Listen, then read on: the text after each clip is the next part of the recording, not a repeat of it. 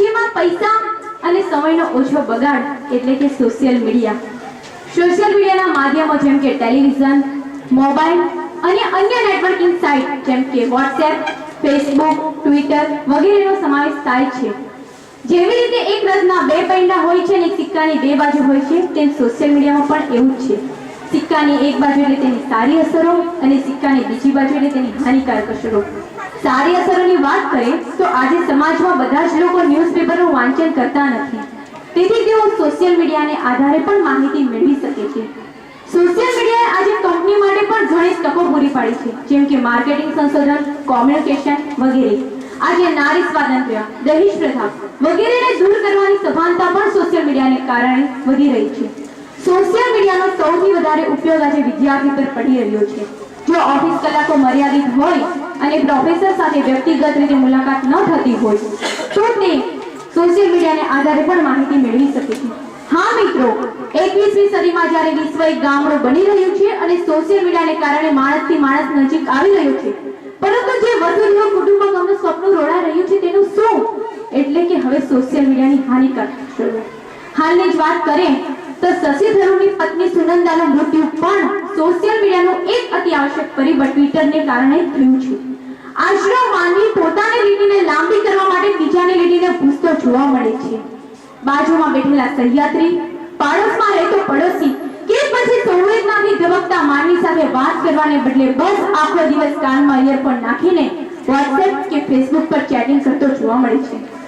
હા મિત્રો, ભારત દેશ કે જેની પાસે સૌથી વધારે યુવાધન છે, પરંતુ આ યુવાધનમાં સોશિયલ મીડિયાનો અતિરેક થઈ રહ્યો જોવા મળે છે। આપણે જ વાત કરીએ ને તો પપ્પા તેના દીકરાને એમ કહે ને કે બાજુની સોસાયટીમાં રહેતા કાકાને ત્યાં ફલાણા સમાચાર મોકલવાના છે, તે તરત જ કહેશે પપ્પા ફોન કરી દો, નહીં તો મેસેજ કરી દો। વળી પાછો હટનો દીકરો એમ પણ કહેશે લો પપ્પા મારો ફોન, મારામાં તો યુનિનોટ ફ્રી છે। મિત્રો, આ થઈ શારીરિક અધોગતિની વાત, પરંતુ જે માનસિક ભંગાણ થઈ રહ્યું છે ને તેની તો મારે વાત જ શું કરવી। હા મિત્રો, પૂર્વના કાળમાં માનવી માટે એમ કહેવાતું જો એને સુખી કરવો હોય ને તો એને રોજી રોટી અને મકાન આપી દો, પરંતુ આજના કાળના માનવી માટે તો એમ કહેવું પડે જો એને સુખી કરવો હોય ને તો એને રોજી રોટી, મકાન અને મોબાઈલ આપી દો। અને વળી આજની યુવા પેઢીની વાત કરીએ તો બાઇક ચલાવતા મોબાઈલ વાપરે, ઇયરફોનમાં સોંગ સાંભળે, જેને કારણે એક્સિડન્ટના કેસો પણ વધી રહ્યા છે। આજે તહેવારોની ઉજવણી WhatsApp, Facebook, Viber પર કરવામાં આવે છે, જેને કારણે વ્યક્તિ પોતાની મૌલિક અભિવ્યક્તિ પણ રજૂ કરી શકતો નથી। મિત્રો, મની વગર ચાલશે, મધર વગર ચાલશે, પરંતુ મોબાઈલ અને સોશિયલ નેટવર્ક વગર તે નહીં ચલાવી શકે। બીજું માધ્યમ ટેલિવિઝનની વાત કરીએ તો અમુક ઘરમાં બાળકો ટીવી જોતા જોતા લેસન કરે છે, તેથી તેમની એકાગ્રતા પણ જળવાતી નથી અને ટીવી પર આજે ખરાબ દ્રશ્યો બતાવવામાં આવે છે, જેને કારણે બળાત્કારના કેસો પણ વધી રહ્યા છે। બીજું કે સોશિયલ મીડિયામાં આજે તો સેલ્ફી પણ પોતાનું સ્થાન જમાવ્યું છે। સેલ્ફી એટલે કે પોતાનો ફોટા પોતાના મોબાઈલમાં જ જાતે પાડવા। આજે આમ આદમી પાર્ટીની સંખ્યા જેમ વધતી જાય છે ને એમ ટીનેજરમાં સેલ્ફીનો ક્રેઝ પણ વધતો જાય છે। હવે તો મોડર્ન જનરેશનનો કોઈ સાયબર સિટીઝન આવીને એમ પણ કહેશે કે આકાશમાં વીજળીના ચમકારા થાય ને એટલે કે ભગવાન પોતાના ફોટા પાડી રહ્યા છે।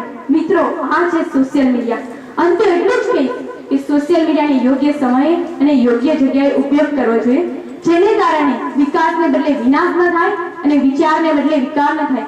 અંતે હું ઈશ્વરને એટલી જ પ્રાર્થના કરું છું, હે ઈશ્વર, આજનો માનવી એ સેન્સેક્સમાં સૂતો ને યુટ્યુબમાં ઉઠતો, ફેસબુકમાં ફરતો ને ઓર્બિટમાં અટકતો, સર્વરમાં ચડતો ને ડોલરમાં ડૂબતો, યાહૂમાં આહા કરતો અને નિફ્ટીમાં નિરાશ થતો, આવા તો મેં તારા માનવ.com વાયરસ જોયા છે। વાયરસ, જય હિન્દ, જય Bharat.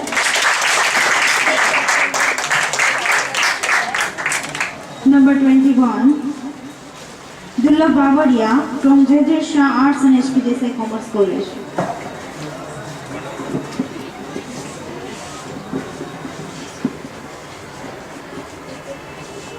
J.J. Shah Arts and H.P. Desai Commerce College Amroli વતી હું દુર્લભ બાવળિયા, અત્રે ઉપસ્થિત નિર્ણાયકો, પ્રાધ્યાપકો અને મારા વાલા વિદ્યાર્થી ભાઈ બહેનો દરેકને મારા નમસ્કાર। મિત્રો, આજે મારો વિષય છે કે આરક્ષણમાં પરિવર્તનની જરૂર છે ખરી? જો જમાનો હોય કાળો નાગ તો હું પણ મદારી છું, ઉડતા પંખીને પણ પછાડું એવો તો હું શિકારી છું। અરે બાદશાહ બેતાબ છું આ આલમનો, બાદશાહ બેતાબ છું આ આલમનો, પણ માત્ર સરકારની આરક્ષણ નીતિને કારણે સરકારના ચોપડે ભિખારી છે. મિત્રો, આપણો ભારતીય સંસ્કૃતિ 4 વર્ણની અંદર વહેંચાયેલી હતી. બ્રાહ્મણ એ શિક્ષણ આપવાનું કામ કરે, ક્ષત્રિય સમાજના રક્ષણનું કામ કરે, વૈશ્ય વેપાર અને ધંધો સંભાળે, જ્યારે ક્ષુદ્ર આ ત્રણેય વર્ણની સેવા કરે. અને તેથી ક્ષુદ્ર વર્ણ ઉપરના ત્રણેય સમાજના હાથ નીચે દબાયેલો હતો, કચડાયેલો હતો, અને આ પરિસ્થિતિમાં એનો ઉદ્ધાર થવો અતિ આવશ્યક હતો. અને તેથી ઈસવીસન 1902 ની અંદર મહારાષ્ટ્રના કોલ્હાપુર જિલ્લાના રાજા છત્રપતિ સાહુજી મહારાજે આરક્ષણની શરૂઆત કરી આવા દલિત વર્ગને ઉપર લાવવા માટે. અને ત્યારબાદ 1950 ની અંદર આપણું બંધારણ ઘડાયું અને એની અંદર પણ આરક્ષણને સ્થાન મળ્યું, એ પણ જુદા જુદા પ્રકારે. આરક્ષણ પછી જાતિના નામે હોય, ધર્મના નામે હોય, લિંગના નામે હોય, રાજ્યમાં વસતા લોકોને રાજ્ય સરકાર દ્વારા અપાતું આરક્ષણ હોય કે અન્ય આરક્ષણ, જેમ કે અપંગ અને અંધ વ્યક્તિને અપાતું આરક્ષણ. આ દરેક બાબતોને જુદા જુદા ક્ષેત્રોએ, નોકરીનું ક્ષેત્ર હોય, શૈક્ષણિક ક્ષેત્ર હોય કે સામાજિક ક્ષેત્ર હોય, આ દરેકની અંદર આવરી લેવામાં આવ્યું. શરૂઆતના તબક્કે એસટી અને એસટી ના વિદ્યાર્થીઓને આરક્ષણ આપવામાં આવતું હતું. ત્યારબાદ ઓબીસી હેઠળ પણ કેટલીક જ્ઞાતિઓને સમાવી અને આરક્ષણને વિસ્તૃત કરવામાં આવ્યું. અને આજે મોટા ભાગની જ્ઞાતિઓ એવી છે કે જે આરક્ષણ નીચે આવી જ જાય છે. તમારે કદાચ ગણવી હોય ને તો ઓપન કેટેગરીની જ્ઞાતિઓ ગણી લેવાની, કારણ કે એનું પ્રમાણ ઓછું હોય છે. આજે રાજસ્થાનનો ગુર્જર સમાજ પણ આરક્ષણની માંગણી કરે છે, તો જૈન સમાજને પણ આરક્ષણ મળે એ માટે સમાજની અંદર વિચારણા થાય છે. પરિણામ શું આવે કે બધી જ્ઞાતિઓને આરક્ષણ મળશે તો ભારત એક આરક્ષણ આપતો દેશ એ તરીકે પ્રસ્થાપિત થઈ જાય, તો એમાં કોઈ નવાઈ નથી. ત્યારે સરકાર આવું નહીં થવા દે. સરકારે રાજ્ય સરકારને ભલામણ કરી કે દરેક રાજ્ય સરકાર 50% જ અનામત આપી શકે. પરંતુ મિત્રો, રાજસ્થાન અને તમિલનાડુ જેવા કેટલાક રાજ્યો એવા છે કે ત્યાં અત્યારે પણ 68% અનામત આપવામાં આવે છે, તો 50% ની વાત જ ક્યારે? ત્યારે ખરેખર એમ થાય કે આની અંદર પરિવર્તનની જરૂર છે, અથવા તો એને ઉખેડીને ફેંકી દેવું જોઈએ. પણ પરિણામ શું આવશે? મિત્રો, હમણાં તલાટી મંત્રીની એક્ઝામ ગઈ અને એક્ઝામના વળતા જ દિવસે ન્યૂઝપેપરના ફ્રન્ટ પેજ ઉપર મોટા અક્ષરે લખાઈને આવેલું હતું કે તલાટી મંત્રીની સીટો 10 લાખ રૂપિયામાં વેચાઈ ગઈ. અને આ કામ કરવા વાળા સમાજના ધનિક વર્ગના લોકો જ હોઈ શકે, ત્યારે ગરીબ વર્ગનું ભવિષ્ય શું? ત્યારે પ્રશ્ન થાય કે આરક્ષણની જરૂર તો છે. અને બીજી બાજુ આપણા માનનીય નેતા શ્રી અમરજી ચૌધરી કે એના દીકરા તુષારસિંહ ચૌધરીએ જ્યારે એમએસ યુનિવર્સિટીની અંદર એડમિશન લીધું ત્યારે એસટી અને એસસી ની આરક્ષિત સીટમાં જ લીધું હતું. ખરેખર તેને આરક્ષણની જરૂર નથી, છતાં તેનો ફાયદો ઉઠાવે છે. અને બીજી બાજુનો લાભ લઈ અને ચૂંટણીને ઉભા રહ્યા. જાતિના નામે જે આરક્ષણ અપાય છે તેમનો ફાયદો ઉઠાવીને ચૂંટણી જીતી પણ ગયા. પરિણામ શું આવ્યું?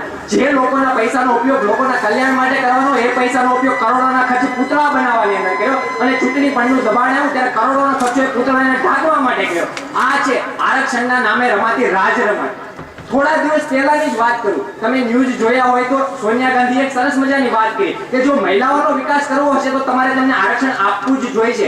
ખૂબ સારી બાબત છે કે આપણા નેતાઓ સ્ત્રીઓના કલ્યાણ માટે વિચારે છે. પણ પ્રશ્ન એ છે કે આથી થોડા સમય પહેલા 15 વર્ષ સુધી કોંગ્રેસની સરકાર હતી, ત્યારે સોનિયા ગાંધીને આ વિચાર કેમ ન આવ્યો?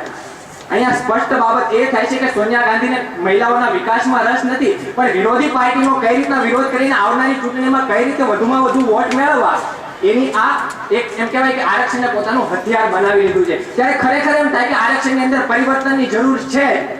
પરિવર્તન કયા પ્રકારના લાવી શકાય? જાતિના નામે આરક્ષણ આપવાને બદલે આર્થિક પરિસ્થિતિના આધારે તમે આરક્ષણ આપો કે જેથી જે જરૂરિયાતમંદ છે તેને જ આરક્ષણ મળશે. આ ઉપરાંત કરદાતા લોકોને તમે આરક્ષણ ન આપો. શા માટે? જે કરદાતા વ્યક્તિઓની સામાન્ય રીતે આર્થિક પરિસ્થિતિ સારી જ હોય, પોતાનું ગુજરાન ચલાવી જ લેતા હોય છે, તેથી તેમના બાળકોને તમે આરક્ષણ ન આપો. આ ઉપરાંત આંતરજાતીય વિવાહને તમે પ્રોત્સાહન આપો. કારણ એક ઉચ્ચ વર્ગનો દીકરો હશે અને નિમ્ન વર્ગની દીકરી છે, એની વચ્ચે તમે લગ્ન કરાવશો તો દીકરી આપોઆપ ઉચ્ચ કેટેગરીમાં આવશે અને એને આરક્ષણની જરૂર નહીં પડે. આ ઉપરાંત સૌથી મહત્વની વાત કે જો આપણે દેશનો વિકાસ કરવો હોય છે તો મહિલાઓના આરક્ષણમાં વધારો કરવો જ પડશે. કારણ કે જેટલી સ્ત્રીઓ સશક્ત હશે એટલો જ દેશ સશક્ત હશે. કારણ કે એક સ્ત્રી નક્કી કરશે કે મારે મારા દીકરાને શિવાજી જેવો બનાવો કે શિવાજી પીવાવાળો બનાવો. અને તેથી જો મહિલાઓનો વિકાસ કરશું તો જ દેશનો વિકાસ થશે. આમ આપણે આરક્ષણની અંદર જુદા જુદા ઘણા બધા પ્રકારના ફેરફારો લાવશું તો જ દેશ એ આરક્ષણના જે વમળોમાં અટવાઈ ગયો છે, આ 60 વર્ષ પછી પણ એમાં કોઈ પરિવર્તન નથી આવ્યો. આરટીઓના નિયમની અંદર પરિવર્તન આવી ગયું, આયોજન પંચની અંદર પરિવર્તન આવી ગયું, વર્ણ વ્યવસ્થા આજે વિખરાઈ ગઈ. આજે બ્રાહ્મણ જ ભણાવે છે એવું નક્કી નથી, ક્ષુદ્રનો દીકરો પણ ભણાવે છે ને વૈશ્યનો દીકરો પણ ભણાવે છે. વર્ણ વ્યવસ્થાને આધારે આરક્ષણ આવ્યું હતું, વર્ણ વ્યવસ્થા બદલાઈ ગઈ પણ જે આરક્ષણની અંદર પરિવર્તન નથી થયું અને તેથી આરક્ષણની જરૂર છે. ધર્મના નામે અપાતું આરક્ષણ કોમવાદને જન્મ આપે છે, તો રાજ્ય સરકાર દ્વારા રાજ્યના લોકોને અપાતું આરક્ષણ એ કદાચ નક્સલવાદને પણ આમંત્રણ આપે છે અને એટલા માટે પરિવર્તનની જરૂર છે. બસ મિત્રો, આરક્ષણને ઉખેડીને ફેંકી દેવાની જરૂર નથી, પણ એની ઉપર જે ધૂળ ચડી ગયેલી છે ને એ ધૂળને ખંખેરીને નવેસરથી આપણે આરક્ષણને મૂકવાની જરૂર છે. તો ફરીથી આપણો ભારત દેશ સશક્ત બનશે બનશે બનશે. જય હિન્દ, જય Bharat.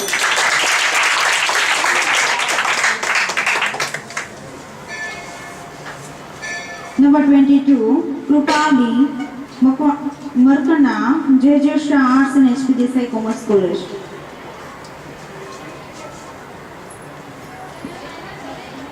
Number 23, Poonam Patel, R.V. Patel Commerce College.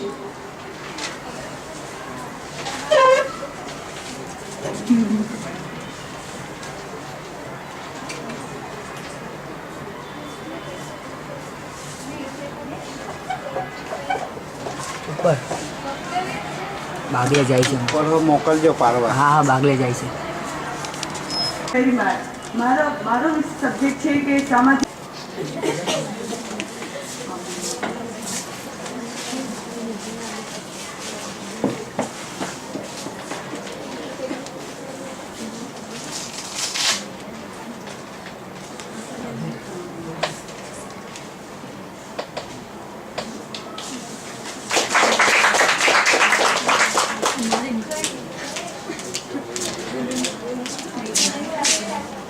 Number 26, Yogita Kahodaria, R.V. Patel College of Commerce.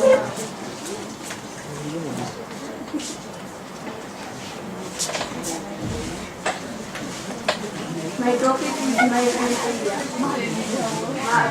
ભારતનું ભારત સ્વપ્નનું ભારત.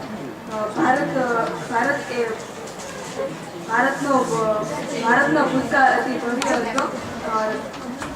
ભારતનો ભૂતકાળ અતિ ભવ્ય હતો. વેદો અને ઉપનિષદો જેવા ગ્રંથો, ઉપનિષદો ગીતા અને ધર્મ ધાર્મિક ગ્રંથો જેવી રચના થઈ હતી. પ્રાચીન કાળના ઋષિમુનિઓ પાસેથી કેળવણી પામેલા વિદ્યાર્થીઓ સંસ્કારી અને ધાર્મિક ગ્રંથોની રચના કરતા હતા. ભારતના વેપારીઓ બીજા દેશો સાથે વેપાર કરતા હતા અને આપણા દેશમાં અંગ્રેજોનું આગમન થયા બાદ ભારતની સ્વતંત્રતા શરૂ થઈ હતી.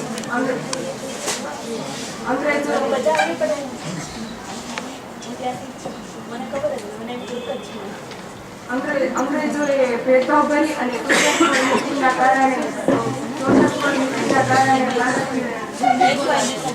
ભારતના ગૃહ ઉદ્યોગો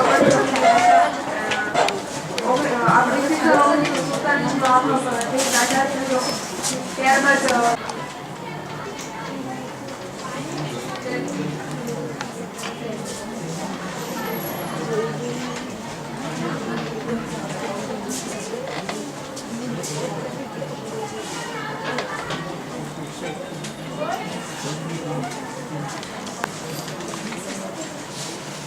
गुड मॉर्निंग।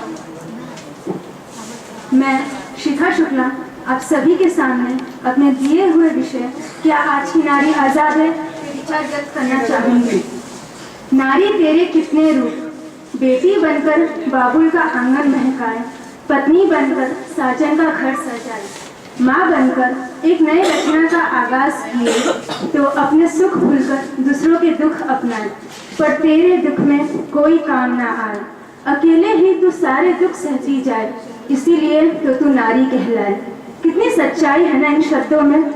इन सबको देख के, आज के माहौल को देख के मेरे दिल में कुछ सवाल उठते हैं। क्या आज की नारी आजाद है? क्या अब कन्या भ्रूण हत्या नहीं होती? क्या इस झूठे आडंबरों और परंपराओं से आज की नारी को मुक्ति मिल पाई है? जहाँ तक मेरी सोच है तो वो है कि नहीं। माना कि कुछ कानून बने, उसकी शिक्षा पे ध्यान दिया गया, लेकिन सही मायने में जहाँ आज़ादी की जरूरत है तो वो आज भी गुलाम है। वो कहते हैं ना, पिंजरा चाहे लोहे का हो या सोने का, होता तो पिंजरा ही है। आज भारत देश को आजाद हुए 68 वर्ष हो गए और आज इस देश का हर एक पुरुष आजाद है। अगर कोई आजाद नहीं है तो वो है हमारी देश की औरतें।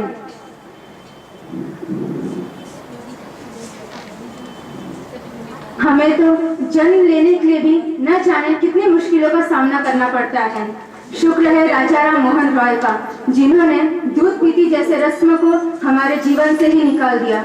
नहीं तो आज भी किसी न किसी गांव में एक छोटी सी बालक को दूध में डाल के मार दिया जाता। आज भारत देश आजाद तो हो गया है, लेकिन लड़कियों को खुलेआम सड़कों पे घूमने की आजादी नहीं है। शाम के बाद कोई भी लड़की अगर बाहर घूमती है तो उसके लिए वो जंग के बराबर होता है। किसी भी लड़की को बाहर जाते हुए 4 लोग मिल जाते हैं, उस पर टिप्पणी करते हैं, मुन्नी बदनाम हुई, शीला की जवानी जैसे गाने गाकर उसका पीछा करते हैं। कुछ लोग तो अपनी हैवानियत दिखाते हुए लड़कियों का अपहरण करके उनका बलात्कार भी कर देते हैं। ऐसे वक्त समाज क्या, अपने घर वाले भी साथ नहीं देते। उस वक्त मौत के सिवा उसे कोई अपना नहीं लगता। समाज तो यही कहती है कि बलात्कार पीड़ितों को जीने का कोई अधिकार नहीं। लोग कहते हैं कि लड़कियों के छोटे कपड़े इस अपराध को बढ़ावा देते हैं, लेकिन मेरा मानना यह है कि अगर आपकी सोच ही छोटी होगी तो 5 मीटर की साड़ी भी आपको छोटी ही लगेगी।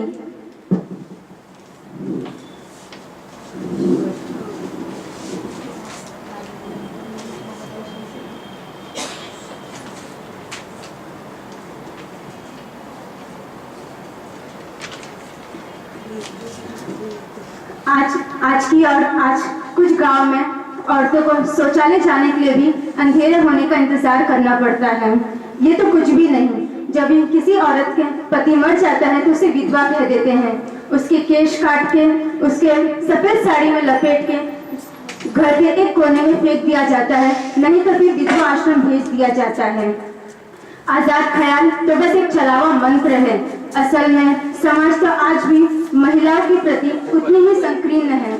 सही मायने में हमें आजादी तब मिलेगी जब हम सही निर्णय ले सकेंगे, और ये अधिकार समाज और परिवार वालों को देना चाहिए। औरत आज सिर्फ एक मुद्दा बन के रह गई है, उसे मुद्दा ना बनाइए। वो नारी है, उसे नारी ही रहने दीजिए। अंत में मैं बस इतना ही कहना चाहूंगी कि आप सब महिलाओं को सम्मान दीजिए, उन्हें आगे बढ़ने के लिए प्रोत्साहित कीजिए।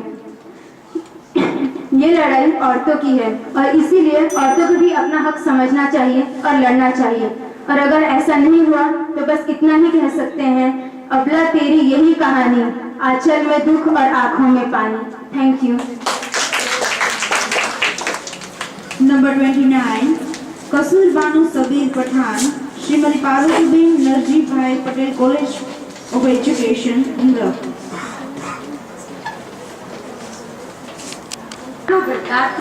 વાત્સલ્યનું જરૂર તું જ અને જ્ઞાનની ગંગા તું। મિત્રો, મારી પંક્તિ પરથી તમને મારી પંક્તિનો ભાવાર્થ સમજી ગયા છો। તમારા વિષયની ચાટ પર તમે થઈ ગઈ છે। તો આજની વક્તૃત્વ સ્પર્ધામાં મારો વિષય છે આજની આધુનિક સ્ત્રી। મિત્રો, આજના આધુનિક યુગમાં સ્ત્રીને માન આપવામાં આવતું નથી। આજની આધુનિક યુગમાં સ્ત્રીનું અપમાન થઈ રહ્યું છે। મિત્રો, આજના યુવાનોએ જાગૃત થવું પડશે કે આપણે સ્ત્રીને માન આપવું પડશે। આજની આધુનિક સ્ત્રી એક બિચારી અબળા બની ગઈ છે। ઘણા પહેલાના જમાનામાં પ્રાચીન યુગમાં દહેજ પ્રથા, બાળ લગ્ન પ્રથા, સતી પ્રથા જેવી પ્રથાઓ હતી અને આ પ્રાચીન યુગની સ્ત્રીઓને 4 દિવાલની બહાર નીકળવામાં આવતું ન હતું। પરંતુ આજના આધુનિક યુગમાં એવા સમાજ સુધારકના અથાગ પ્રયત્નોથી આજની સ્ત્રીઓ 4 દિવાલોની બહાર નીકળી છે। મિત્રો, આજની સ્ત્રીઓ એ આપણી કોણ કહે છે કે આજની સ્ત્રી કોણ કહે છે કે સ્ત્રી પુરુષના પગની પાની છે? કોણ કહે છે કે સ્ત્રીમાં બુદ્ધિ ક્ષમતા ઓછી છે? ના મિત્રો, આજની સ્ત્રીઓએ આ વ્યાખ્યાને ભૂસી કાઢી છે। આજની સ્ત્રીઓ સક્ષમ બની છે અને પુરુષના સાથે કદમ મિલાવીને ચાલે છે। જ્યારે પુરુષ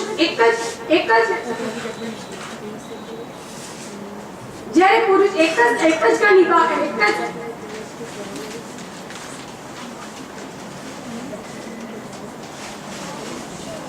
જવાબદારી નિભાવે છે. આજની સ્ત્રીઓ ઘણી બધી સક્ષમ બની છે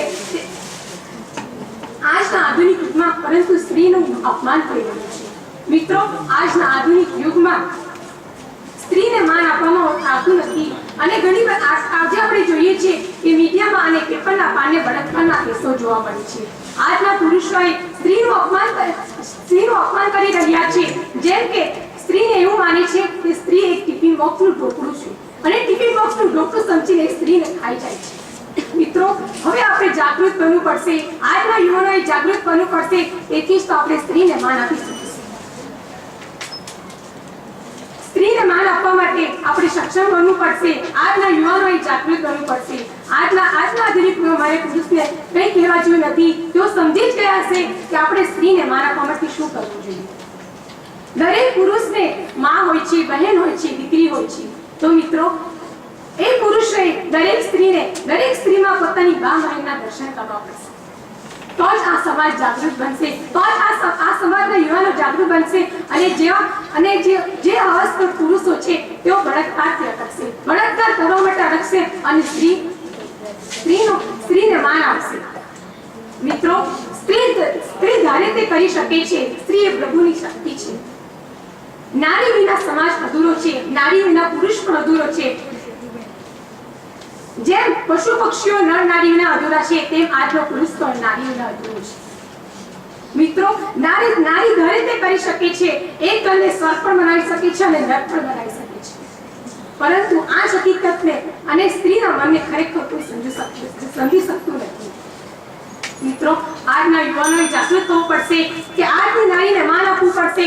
એથી જ આપણા સમાજમાં સ્ત્રીનું માન વધી જશે અને આજની સ્ત્રીઓ પોતાનું રક્ષણ મેળવવા માટે કેટલાક યોગા, બોક્સિંગ જેવા ક્લાસો જોઈન કરે છે અને પોતાનું રક્ષણ કરે છે. મિત્રો, બસ તમને છેલ્લે મારે એટલું જ કહેવું છે કે ઉઠ ચાક યુવાન, કદમ મિલા અને આ જમાનાની છબીને ભૂસી નાખ. Number 30, Anita Patel, Shrimati Parvatiben Naranjibhai Patel, college of education, ઉમર.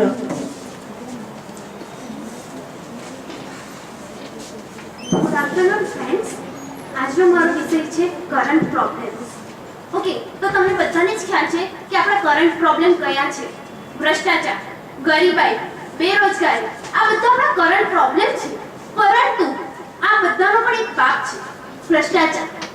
આ ભ્રષ્ટાચાર એ ગરીબાઈ, બેરોજગારી બધાનો વાત કરી શકાય. પરંતુ ભ્રષ્ટાચાર કરતા પણ કોઈ ઊંચું છે અને તે છે પારદર્શિતા. મિત્રો, પારદર્શિતા શું છે? સૌપ્રથમ તો એ જાણો કે પારદર્શિતા એટલે કે આપણે જોઈ શકીએ. આપણે બધાને સાયન્સ 10મા સુધી તો આપણે ભણ્યા છીએ એટલે આપણને ખબર જ હશે કે પારદર્શિતા એટલે શું. પણ મિત્રો, આપણા ગવર્નમેન્ટમાં પણ પારદર્શિતાનું મહત્વ ખૂબ જ છે. ગવર્નમેન્ટમાં પારદર્શિતાનો ઘણા એમ માનશે કે આ પારદર્શિતા વળી કઈ રીતે આપણે મુશ્કેલી બની શકે, કઈ રીતે આપણી પ્રોબ્લેમ છે. તો જો આપણે ગવર્નમેન્ટમાં પારદર્શિતા હોય ને, આપણી સમસ્યા જ નહીં રહે. કોઈ પ્રકારની સમસ્યા આપણને જોવા ન મળે. પરંતુ આપણા સમાજમાં તેમજ આ સમાજ માટે પારદર્શિતાની જે જરૂર છે તે આપણા ગવર્નમેન્ટમાં નથી. હું તમને જણાવું, આનું એક તાજું ઉદાહરણ જો કહું તો આ પારદર્શિતા આપણે જોઈએ કોલેજિયમ સિસ્ટમ, જે ન્યાયતંત્રમાં હમણાં જ રદ થયું છે. 1993 થી લઈને છેક 2014 તેમાં પણ 7મા મહિના એટલે કે અડધા ઉપરનું વર્ષ આપણું પતી ગયું ત્યારે તેને રદ કરવામાં આવ્યું. તો કેટલા સમય સુધી આપણે ચીલાચાલુ રીતે રહ્યા છીએ. કઈ રીતે આપણને તે પણ નથી ખબર કે આપણું શું થયું આટલા વર્ષો. બધું વેડફાઈ ગયું ફ્રેન્ડ્સ. પરંતુ હું તમને એમ જણાવું કે ફક્ત ન્યાયતંત્રમાં પારદર્શિતાની કમી નથી, પરંતુ આપણા આખા ઇન્ડિયામાં દરેક જગ્યાએ, અરે આપણા ઘરથી લઈને આપણા સરકાર સુધી દરેક જગ્યાએ પારદર્શિતાની ખોટ છે. જો તો તમને આ ઉદાહરણ વિશે હું જણાવું તો કોલેજિયમ સિસ્ટમ કે જે 1993 થી આપણે સમજીએ છીએ કે આવ્યું છે, તેમાં 8 સભ્યો હતા, જેમાં 5 સભ્યો એ સુપ્રીમ કોર્ટના તેમજ 3 સભ્યો હાઈકોર્ટના. આમ એ લોકો 5 સભ્યો ભેગા મળીને 8 સભ્યોની કમિટી બની હતી. ત્યાર પછી તે જ કાર્યરત રહ્યું. એમાં શું થતું હતું? એમાં પારદર્શિતાની ખોટ હતી. એટલે કે જે લોકો એમાં કામ કરતા, જેમને મુખ્ય ન્યાયાધીશ બનવું હોય, તેમને ખાલી 5 વોટની જરૂર હતી. 8 સભ્યોમાંથી 5 વોટ જો આપણા ખિસ્સામાં આવે તો ભયો આપણે તો આગળ જ વધીએ ભાઈ. આપણે તો મુખ્ય ન્યાયાધીશની સીટ આપણે તરત મળી જાય. તો આમાં શું થતું? તો ફ્રેન્ડ્સ, ભ્રષ્ટાચાર તો થયું ને. પારદર્શિતા એ ભ્રષ્ટાચારનો ભાગ.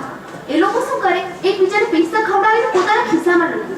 એટલે પોતપોતાના ફ્રેન્ડ્સ આપણે કોલેજમાં પણ તો જોઈએ છે, કોલેજમાં જીએસ બનવાનું તો આપણા ક્લાસમેટને આપણે સૌથી પહેલા જો ઊભો હોય એને જ વોટ આપે, ભલે તે સારો હોય કે ના હોય, એની આપણને કોઈ પડેલી નથી. બસ આપણા ક્લાસનો બનવો જોઈએ, નહીં બને એવું નહીં ચાલે, બનવો જ જોઈએ. કેમ નહીં બને?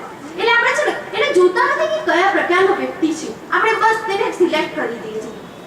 આવું જ છે. આમાં પણ એવું છે કે ભ્રષ્ટાચારમાં પણ આ પારદર્શિતાની ખોટ છે. આપણને ખ્યાલ નથી મિત્રો, આપણે જોઈ નથી શકતા કે આમાં શું થઈ રહ્યું છે, ન્યાયાલયમાં શું થાય છે. એના કારણે પેલા લોકો અંદર અંદર જ પોતાનું કામ પતાવી દે છે અને મુખ્ય ન્યાયાધીશ જે વ્યક્તિ યોગ્ય હોય છે, જે વ્યક્તિ એક કામને સંભાળી શકે, એક ખુરશી પર બેસવા લાયક હોય છે, તે નથી જઈ શકતું. કારણ કે ભ્રષ્ટાચારને કારણે અંદર અંદર એ લોકો પોતાનું કામ પતાવી દેતા હોય છે. હું વાત કરું તો શું આપણા શિક્ષણ ક્ષેત્રમાં પણ પારદર્શિતા છે? આપણા ઘરમાં પણ પારદર્શિતા છે? આપણને ખબર છે બધું? ફ્રેન્ડ્સ, નથી, પારદર્શિતા નથી. એના કારણે જ આપણને આ બધું પ્રોબ્લેમ થાય છે. મેં તમને કહ્યું ભ્રષ્ટાચાર એ પારદર્શિતા, તો ભ્રષ્ટાચારની અંદર પણ તો પેટા પ્રકાર મેં બતાવ્યા, ગરીબાઈ, બેરોજગારી. તો જેમ ભ્રષ્ટાચાર વધે ને મિત્રો, તેમ મોંઘવારી વધે. એનું રીઝન છે કે ભ્રષ્ટાચાર કરવાવાળો વ્યક્તિ કોણ? હું, તમે, આપણા ફ્રેન્ડ્સ, આપણા ફાધર મધર, આપણા સમાજના દરેક વ્યક્તિ ભ્રષ્ટાચારમાં ઇન્વોલ્વ છે. કોઈ એવું નહીં હોય કે જેણે કોઈ કામ કરવા ગયો અને લાઈન લાંબી જોઈને પૈસા ન આપ્યા હોય. કોઈ છે આમાંથી? હું પોતે પણ કહું છું, હું પોતે ભ્રષ્ટાચારની એક વ્યક્તિ છું. મેં પણ ઘણી વખત મારું કામ નહીં થતું, કંટાળો આવી જાય લાઈનમાં, કોણ ઝંઝટ, કોણ ઊભું રહી ગયા, થાકી ગયા, પગ દુખે, બીમાર થયો તો હોસ્પિટલમાં પૈસા, એમ કહીને આપણે ઊભા નથી રહેતા. આના કારણે આપણે મોંઘવારીમાં પણ વધારો કરે, કારણ કે ભ્રષ્ટાચાર આપણે પહેલા પર પૈસા, હવે એ લોકો બજારમાં જાય છે, જેના કારણે વધુ ને વધુ એ લોકો પોતાના પૈસાનો ખર્ચ, જે ભાવ માંગે તે કિંમત, એમને થોડી ના ગયા, પૈસા તો આપણા હતા, પરંતુ એમના ખાલી ફક્ત એમને તો એમની જે કામ ન કર્યું તેના મળે, તેથી તેમને એમનો ખોટ નથી સાલતી, જેના કારણે તેમને વધુ ને વધુ એ લોકો આ પૈસા મોંઘવારીમાં વધારો કરે. મોંઘવારી વધતા ગરીબાઈમાં વધારો થાય છે ફ્રેન્ડ, અને ગરીબાઈમાં વધવાના જેમ વધારો થાય છે ને તેના જ કારણે આપણે બેરોજગારીમાં પણ જોઈ શકીએ. જે છોકરાઓ ભણી શકે છે તેઓ મોટી મોટી સ્કૂલો, કોલેજોમાં પૈસા ભરી નથી શકતા, જેના કારણે તે લોકો અભણ જેવા રહે છે અને આના કારણે એમને પોતાનું ભણતરનું શિક્ષણ પૂરું નથી કરી શકતા. મિત્રો, હવે હું તમને પારદર્શિતા, હા, એક જગ્યાએ પારદર્શિતા છે, તે છે આપણે ઈ ગવર્નમેન્ટ જે નવી સ્થાપના થઈ ઈ ગવર્નમેન્ટમાં છે. કારણ કે એમાં જે પણ ઇલેક્ટ્રિકલ સિસ્ટમ છે તેના દ્વારા આપણને પોતાને ખ્યાલ હોય છે કે આપણે શું કરવાનું છે, કઈ રીતે કરવાનું છે, આપણે દરેક સરકારમાં થતા કામોનો ખ્યાલ આવે છે. આમ પારદર્શિતા એ આપણી ખૂબ મોટી સમસ્યા છે. Thank you.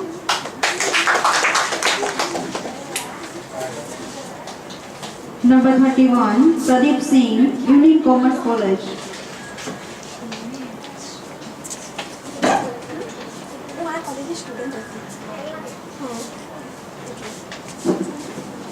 Good morning, my big brothers and big sisters. I am come from Union Commerce College, and today I will talk about आज की मुख्य समस्या है. दोस्तों, आपने तो नहीं आज के कल के न्यूज़पेपर में हेडलाइन छपी थी, आपको पता है? एक प्रधानमंत्री ने नई योजना लागू की, भारतीय जनधन योजना. उसके तहत भारत की मुख्य समस्याओं में मैंने देखा जाए तो corruption is the first problem और आवर कंट्री. करप्शन, दोस्तों, करप्शन पे जब बात करने की बारी आती है तो बड़े बड़े नेता और राजनेता भाषण के सिवाय कुछ देते नहीं है, और हाथ मतलब बहसबाजी के अलावा और कुछ हाथ में आता नहीं. करप्शन, फ्रेंड्स, आपने कभी सोचा करप्शन को सॉल्व कैसे किया जा सकता है? मैं आपको बताता हूँ. हर एक व्यक्ति को बैंकिंग सेक्टर से जोड़ना होगा. बैंकिंग सेक्टर से जोड़ के जितनी भी ट्रांजैक्शन है सब बैंकिंग के थ्रू करनी होगी. प्लस और जितनी भी ट्रांजैक्शन बैंकिंग के थ्रू करने के बाद बड़ी नोटें जैसे 500 की, 1000 की नोटें करेंसी बंद करनी पड़ेगी और छोटी मोटी करेंसी स्टार्ट करनी पड़ेगी. करप्शन, और उसके बाद आती है गरीबी. भारत में इतनी बड़ी कई ढेर सारी योजनाएं लागू की गई. जो अभी नई एक हाल की योजना जो यूपीए गवर्नमेंट ने लागू की थी, खाद्य सुरक्षा बिल, उसके तहत हर एक व्यक्ति को 35 किलो अनाज गवर्नमेंट की तरफ से मिलेगा, जिसमें से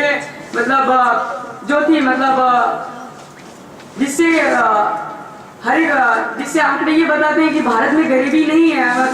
हर एक गरीब व्यक्ति भूखा नहीं सोता, भूखा जागता तो है लेकिन भूखा सोता नहीं है. और फिर तीसरी, रोजगारी. मैं आपको बताना चाहूंगा कि गुजरात एक ऐसा स्टेट बना है जिसमें बेरोजगारी का प्रमाण कम है, क्योंकि ये सारा श्रेय गुजरात गवर्नमेंट को जाता है, क्योंकि यहाँ पे ऐसी बड़ी बड़ी कंपनियां आई हैं जिससे मतलब रोजगार उत्पन्न हुआ है और बेरोजगारी का प्रमाण घटा है। फिर तीसरी बात आती है शिक्षा की। शिक्षा मतलब हाल की अगर आंकड़े देखे जाए तो शिक्षा में भी कई ढेर सारी मतलब प्रगति हमने हासिल की है और सुधार भी हुए हैं। शिक्षा में डिजिटलाइजेशन भी किया गया है और जिसके थ्रू इंटरनेट के थ्रू मतलब सोशल मीडिया के थ्रू जोड़ा गया है, जिससे एक स्टेट में बैठा हुआ बंदा किसी अदर कंट्री में एडमिशन लेता है और पढ़ाई करता है। तो शिक्षा मतलब उतनी वो नहीं होती। और तीसरा आता है कानून व्यवस्था।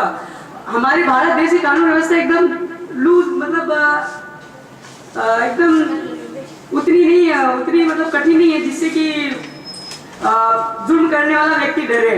तो सबसे पहले मैं हर सरकार को कहना चाहूंगा कि हमारी कानून व्यवस्था में सुधार किए जाएं। आजकल की जो घटनाएं बढ़ती जा रही हैं, जैसे कि रेप जैसे, मर्डर जैसे, और मतलब आज की नारियों को बाहर निकलने से पहले रात के 9 बजे के बाद 10 बार सोचना पड़ता है और सिक्योरिटी का ध्यान रखना पड़ता है। तो सबसे बड़ी समस्या के बारे में बात की। और चौथी आती है अन्य समस्याओं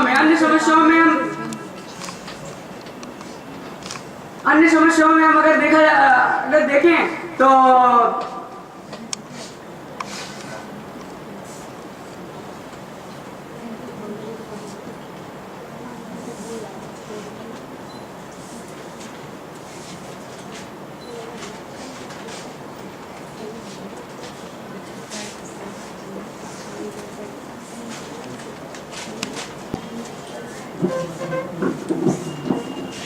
Good afternoon to all of you, respected judges.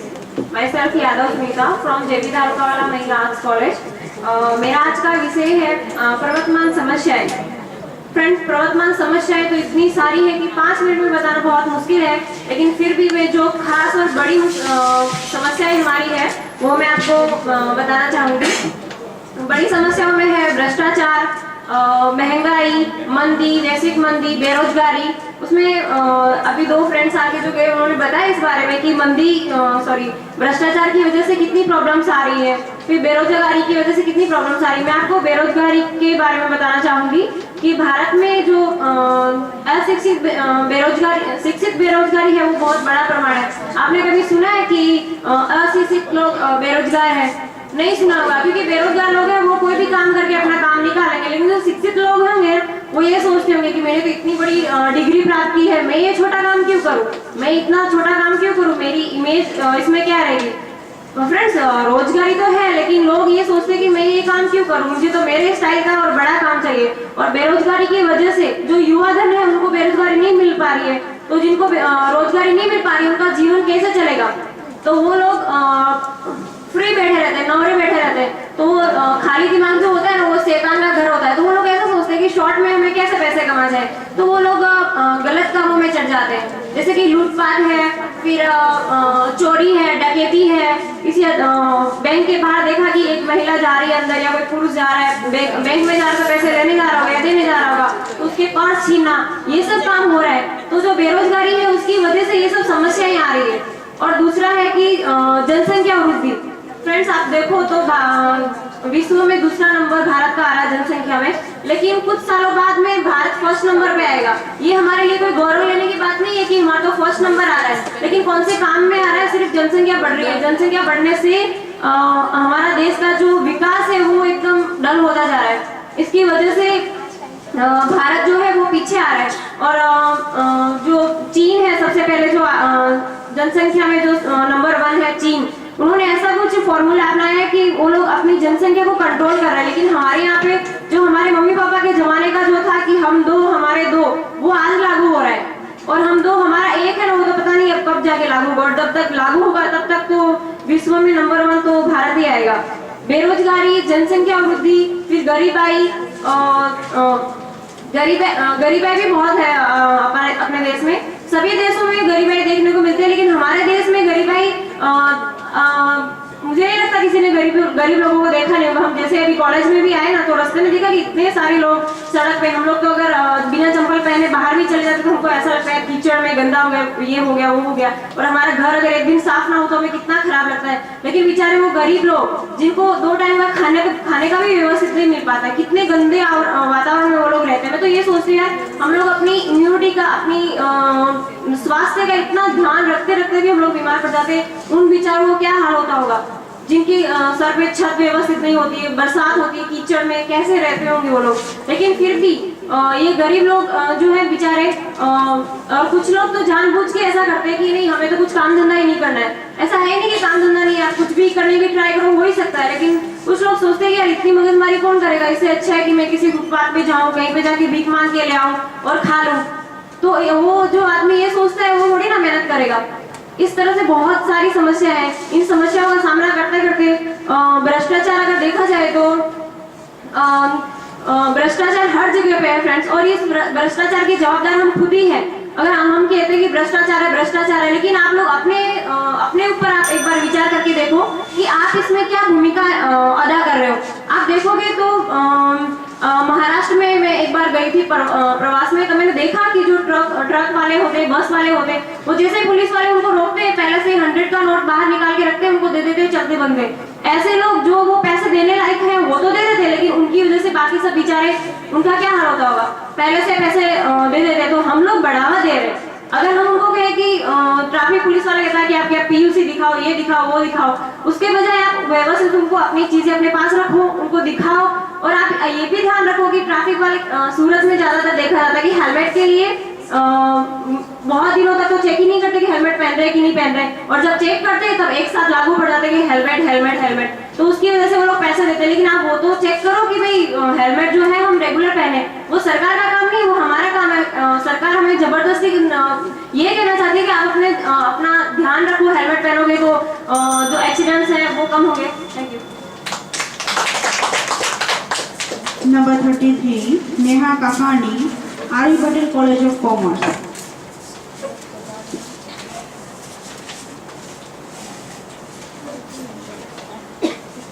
Good afternoon. Myself Neha Kakani from R.E. Patel College. આજનો મારો ટોપિક છે મારા સપનાનું ભારત। લોકો ભારતને તો 3 અલગ અલગ નામથી ઓળખતા હશે। કોઈ એમ કહેશે કે ભારત છે, કોઈ એમ કહેશે કે હિન્દુસ્તાન છે, તો કોઈ એમ કહેશે કે ઇન્ડિયા છે। મારા સપનાનું ભારત, સ્વપ્નમાં તો શું હોય, બધા કોઈ એમ સ્વપ્નમાં તો શું હોય, બધા જ હશે। કોઈ સ્વપ્ન રિયલ હોય, કોઈ રિયલ ના પણ હોઈ શકે। જેમ કોઈ કહેશે કે મારું તો આજનું સ્વપ્ન એમ હતું કે આજે હું આકાશમાં ઉડતો હતો, તો કોઈ એમ પણ કહેશે કે આજે હું દરિયાની સપાટીએ તળિયે જઈને બેઠો હતો। પરંતુ સિરિયસલી કહું તો આવું સ્વપ્ન ક્યારેય રિયલ થઈ શકતું નથી। કેમ કે જ્યારે પણ આવા સ્વપ્ન જોઈ છે ત્યારે ગમે કોઈ પણ વ્યક્તિને તમે કહેશો કે મેં આજે આ સ્વપ્ન જોયું, તો એ સ્વપ્ન કોઈ પણ સ્વીકારવા માટે તૈયાર નહીં થશે। મારા સ્વપ્નનું ભારત પણ કંઈક એવું જ હતું, જ્યાં મને લાગતું હતું કે આપણા ભારતમાંથી સંપૂર્ણપણે ગરીબી, બેકારી વગેરે દૂર થયેલું છે। પરંતુ અત્યારે એવું છે નહીં, કારણ કે લોકો હજુ પણ ગરીબીમાં જીવે છે, હજી પણ બેરોજગારીનો સામનો કરે છે। બધા લોકોને પોતાનો રોજગાર મળશે, પરંતુ તેની સામે ઘણી બધી એવી પાર્ટીઓ હતી કે જે તેનો વિરોધ કરવા માટે સંપૂર્ણપણે તૈયાર હતી। જેમ કે આમ આદમી પાર્ટી, જેમાં કેજરીવાલ હતો। કેજરીવાલ એમ કહે છે કે मैं मुफ्त भोजन दूंगा। ત્યારે રાહુલ ગાંધી એમ કહે છે કે હું મફત પાણી આપીશ। પરંતુ જ્યારે મોદી એમ કહે છે કે ના તો હું મફત ખાવાનું આપીશ, ના તો હું મફત પાણી આપીશ। કેમ કે હું એવા રોજગારોની ઉત્પત્તિ કરીશ જેના લીધે લોકો પોતે જાતે કમાઈને તે પોતે ખાવાનું અને પીવાનું મેળવી શકશે। તો જેવી જ રીતે સ્વપ્ન ક્યારેય સાચા થતા નથી, તેવી જ રીતે ભારતના લોકો પણ જો એવા જ સ્વપ્ન જોઈ રહે છે કે 21મી સદીના અંતમાં આવું થશે ને આવું થશે, તો એ સાકાર થવાનું નથી। કેમ કે જો તેમાં કોઈ ઇન્વોલ્વ જ નહીં થાય તો એવા સ્વપ્ન સાકાર ક્યાંથી થવાના। તો આપણે એવું કરવું જોઈએ કે જેનાથી આપણને સંપૂર્ણપણે સ્વરોજગારી પ્રાપ્ત થાય, સંપૂર્ણપણે આપણે ભોજન મેળવી શકીએ, સંપૂર્ણપણે આપણે બધી જ ટેકનોલોજી અને બધા જ જે ઉપયોગી સાધનો છે તેનો ઉપયોગ કરી શકીએ. તેથી જ મોદીને લોકો એમ કહે છે કે મોદી તો આવશે પણ સારા દિવસો ક્યારે આવશે? મોદી તો આવી ગયો, હવે સારા દિવસો આવશે તેની વાટ જોઈને બેઠા છે. પરંતુ જે કોઈ મોટું વિચારે તો સારા દિવસો આવે ને. બધા એમ જ વિચારશે કે મોદી આવ્યો ને આમ થયું, મોદી આવ્યો ને આમ થયું. પરંતુ જો સારા વિચારો લાવશે બધા જ લોકો તો જ મોદી પણ કંઈક કરી શકશે. જે કોંગ્રેસ પાર્ટી જે 15 વર્ષમાં એક ઇન્ડિયાને પાકિસ્તાનમાંથી લાવી ના શકી તે જ મોદીએ 15 દિવસમાં કરી બતાવ્યું. 174 જણા ભારતીયોને મોદીએ પાકિસ્તાનમાંથી ઇન્ડિયામાં લાવવા માટે સફળ રહ્યા છે. અને યુરોપના ટોપ 10 કન્ટ્રીમાં 2020 સુધીમાં મને તો લાગે છે કે ટોપ 10 માં ભારત આગવું સ્થાન ધરાવતું હશે. તેવી જ રીતે બધી જ જગ્યાએ ભારત અત્યારે આગળ વધી રહ્યું છે. ભારતના ઘણા વૈજ્ઞાનિકો એવા છે કે જેઓ વિદેશમાં જઈને નવી શોધો કરીને ભારતને વિકસિત બનાવે છે. છેલ્લે એટલું જ કહેવા માંગીશ, જો વિચારો મોટા હશે તો જ તમારા સ્વપ્ન સાકાર થશે. Thank you.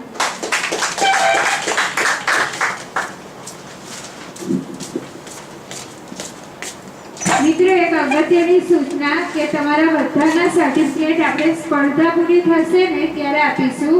એટલે ફર્સ્ટ રાઉન્ડનું રિઝલ્ટ ડિક્લેર થાય ત્યાર પછી પણ બધા બેસજો please. Number 22, Krupali Markana, Women's Afternoon Commerce College.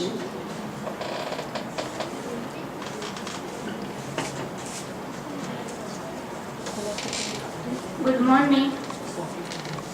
અત્રે ઉપસ્થિત સૂર્યના કિરણ જેવા મહેમાનશ્રીઓ, ચંદ્ર જેવા શિક્ષક મિત્રો, તાલલાની જેમ ટમટમતા વિદ્યાર્થી મિત્રો.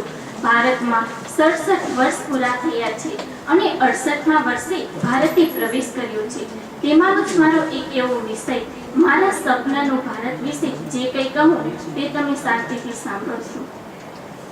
મિત્રો, ગુજરી ગઈ છે રાત હવે, ગુજરી ગઈ છે રાત હવે. આ નવું ભારત છે, નથી એ બીજા કોઈનું. આ આપણું ભારત છે, આ આપણું ભારત છે. મિત્રો, એકવાર અમારી કોલેજમાંથી મારા સપનાના ભારત વિશે વક્તૃત્વ આપવામાં આવ્યું. ત્યારથી જ મને આ વિષય પર બોલવાની તક મળી છે. મિત્રો, કોલેજેથી છૂટીને ઘરે ગઈ ત્યાર પછી ટીવી પર આવતો મારો પ્રિય પ્રોગ્રામ તારક મહેતા કા ઉલ્ટા ચશ્મા જોયો. તેમાં કેવી સરસ મજાની ગોકુળધામ સોસાયટી, કેવા સરસ મજાના બાળકો, કેવા સરસ મજાના અલગ અલગ ધર્મવાળા પરિવારજનો, આ બધું મેં જોયું. ત્યારથી જ મેં તારણ કાઢ્યું કે શું આપણો ભારત દેશ આવો ન બની શકે. એટલામાં જ મને ઘસઘસાટ ઊંઘ આવી ગઈ અને સરસ મજાનું સ્વપ્ન આવ્યું. કેવું પ્રાચીન ભારત, કેવા ભવ્ય ઋષિ મુનિઓ. આપણા દેશનો વ્યાપાર દેશ પરદેશ સુધી ચાલી રહ્યો હતો. એટલામાં જ આ હરામખોર અંગ્રેજોએ મારા ભારત દેશ પર નજર નાખી. અંગ્રેજો આવ્યા અને બે પ્રકારની સમસ્યાઓ ઉદ્ભવી. એક તો છે ગરીબી અને બીજું તો છે બેરોજગારી. ગરીબી અને બેરોજગારી એક સિક્કાની બે બાજુએ છે. તેમાં પણ બીજી બાજુ વસ્તી વધારાની સમસ્યા પણ ઉદ્ભવી. દિવસે ને દિવસે ભારત દેશમાં ગરીબીનું પ્રમાણ પણ ઘટતું જાય છે. શિક્ષણના પ્રમાણમાં પણ ઘણો સુધારો થયો છે અને બેરોજગારીમાં પણ ઘણો સુધારો જોવા મળે છે. કહેવાય છે ને કે શબ્દ જ્યાં શોધું અને સહિતા નીકળે, શબ્દ જ્યાં શોધું અને સહિતા નીકળે, કૂવો જ્યાં ખોદું અને સરિતા નીકળે, કૂવો જ્યાં ખોદું અને સરિતા નીકળે. સાવતા સીતો છે આ માપોમની, અહીં મહાભારત વાવુની તો ગીતા નીકળે. જનક જેવા રાજા આવી જો હળ હાકે તો હજી આ ભૂમિમાંથી સીતા નીકળે. છે કાલિદાસ અને ભોજના ખંડેરો, જરા ખોતરો ત્યાં કવિતા નીકળે. જરા ઝળકે છે લક્ષ્મણની રેખા, રાવણો જ્યાંથી બીતા પિતા નીકળે. ગુરુદત્ત જેવાની જો ફૂંક લાગે ને તો તપના જે દીખિતા નીકળે. મિત્રો, ભારત દેશનો વ્યાપાર દેશ પરદેશ સુધી ચાલી રહ્યો હતો. ભારત દેશની સરકારે કરોડો રૂપિયાની ફાળવણી કરી છે. 400 લાખ કરોડનું કાળું ધન લાવવાનો પણ નિરાધાર કર્યો હતો. સ્ટીમરો ભરીને જે માલ આપણા ભારત દેશમાં ઠલવાય છે તે ભારત દેશના લોકોની ભલાઈ માટે જ પૂરો પાડવામાં આવે છે. ભારત દેશે શૂન્યની શોધ કરી હતી. જ્યારે ભારત દેશે શૂન્યની શોધ કરીને ત્યારે ભારત દેશનું મૂલ્ય કંઈ નહોતું, પરંતુ જો એ જ શૂન્યને એક આંકડા પાછળ લગાવી દેવામાં આવે ને તો તેનું મૂલ્ય અગણિત થઈ જાય છે. તેથી જ ભારત દેશને જીરાનો દેશ નહીં પરંતુ ભારત દેશને હીરાનો દેશ પણ કહે છે. મેં જોયું તો મારા ભારત દેશમાં દૂધની નદીઓ વહે છે, સમૃદ્ધિની છોડ ઉડે છે, પંખીઓ કલબલાટ કરે છે, સ્ત્રીઓ મુક્તપણે હરીફરી શકે છે, બાળકો કલબલાટ કરે છે અને જાણે મને લાગે છે કે હું સ્વર્ગમાં આવી ગઈ છું અને મારા ભારત દેશના લોકો સુખી છે, નાના આનંદી છે. કહેવાય છે ને કે ઓ ભારત માતા तेरी चरणों में पावन धाम है, वो धामों से भी सुवर्ण देश है. एक दिन आएगा भारत तेरे लिए विश्व में सर्वश्रेष्ठ कहलाएगा. भारत देश है, भारत देश है, भारत देश है. સર્જન કરવું છે ભારતનું મારે, સર્જન કરવું છે ભારતનું મારે, સાકાર કરવું છે સપન મારે, સાકાર કરવું છે સપન મારે. સમજી જવાબદારી નિભાવી છે મારે, સમજી જવાબદારી નિભાવી છે મારે. સકલ ભારતમાં નામ કમાવું છે મારે, સકલ ભારતમાં નામ કમાવું છે મારે. અસ્તુ. જય હિન્દ, જય Bharat. Number 49, Harkhani Shruti, Women's Afternoon Commerce College, Amroli.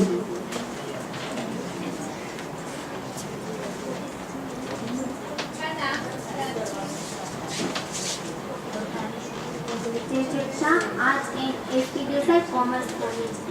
મારું નામ હરખાણી શ્રુતિ મુકેશભાઈ, 1/2007 માં. મારો વિષય છે આધુનિક નારી સ્વતંત્ર છે ખરી?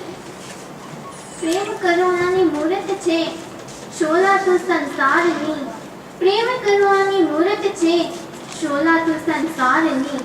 વિધ વિધ રૂપે તું શ્રેષ્ઠ છે નારી તું નારાયણી, વિધ વિધ રૂપે તું શ્રેષ્ઠ છે નારી તું નારાયણી.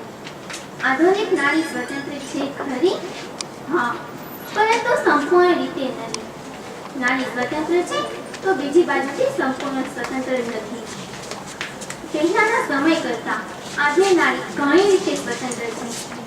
પ્રાચીન સમયમાં નારીઓને ઘરની ચાર દિવાલ વચ્ચે જ સ્થાન આપવામાં આવતું હતું. તેઓ નિરક્ષર હતી. તેઓ પોતાની અંદર જે કંઈક આવડે છે તે રજૂ પણ ન કરી શકતી, અને જો રજૂ કરતી તો પોતાના નામે નહીં પરંતુ ભાઈ અથવા પિતાના નામે રજૂ કરી શકતી હતી. ત્યારના સમયમાં દીકરીને દૂધપાતી કરવામાં આવતી હતી. પ્રાચીન સમયમાં દીકરી અને દીકરી એટલે જ નારી. નારીને એટલું બધું બંધન આપવામાં આવતું હતું કે નારી કોઈ પણ રીતે સ્વતંત્ર ન હતી. નારી એક એવી વ્યક્તિ છે જેની અંદર આવડત છે તે દરેક પુરુષ કરતા ઘણી આગળ છે. પણ આજના સમયમાં પુરુષ એટલો બધો નારી ઉપર પ્રેશર છે કે નારી આગળ પણ નથી જઈ શકતી. નારાયણનો વાસ જ જેમાં પ્રહતિ પરમેશ્વરી, નારાયણનો વાસ જ જેમાં પ્રહતિ પરમેશ્વરી. જગદંબાસી જ્યોતિ જેમાં નારી તું નારાયણી, જગદંબાસી જ્યોતિ જેમાં નારી તું નારાયણી. આધુનિક નારી ઘર અને બહાર એટલે કે નોકરી અથવા કામકાજના સ્થળેથી સેંકડો જવાબદારી સફળતાપૂર્વક નિભાવી રહી છે. નારીને ઘરની ચાર દિવાલ વચ્ચે જ નહીં પરંતુ એને દરેક જગ્યાએ મોકલવામાં આવે છે, દરેક જગ્યાએ તેને સ્થાન આપવામાં આવે છે.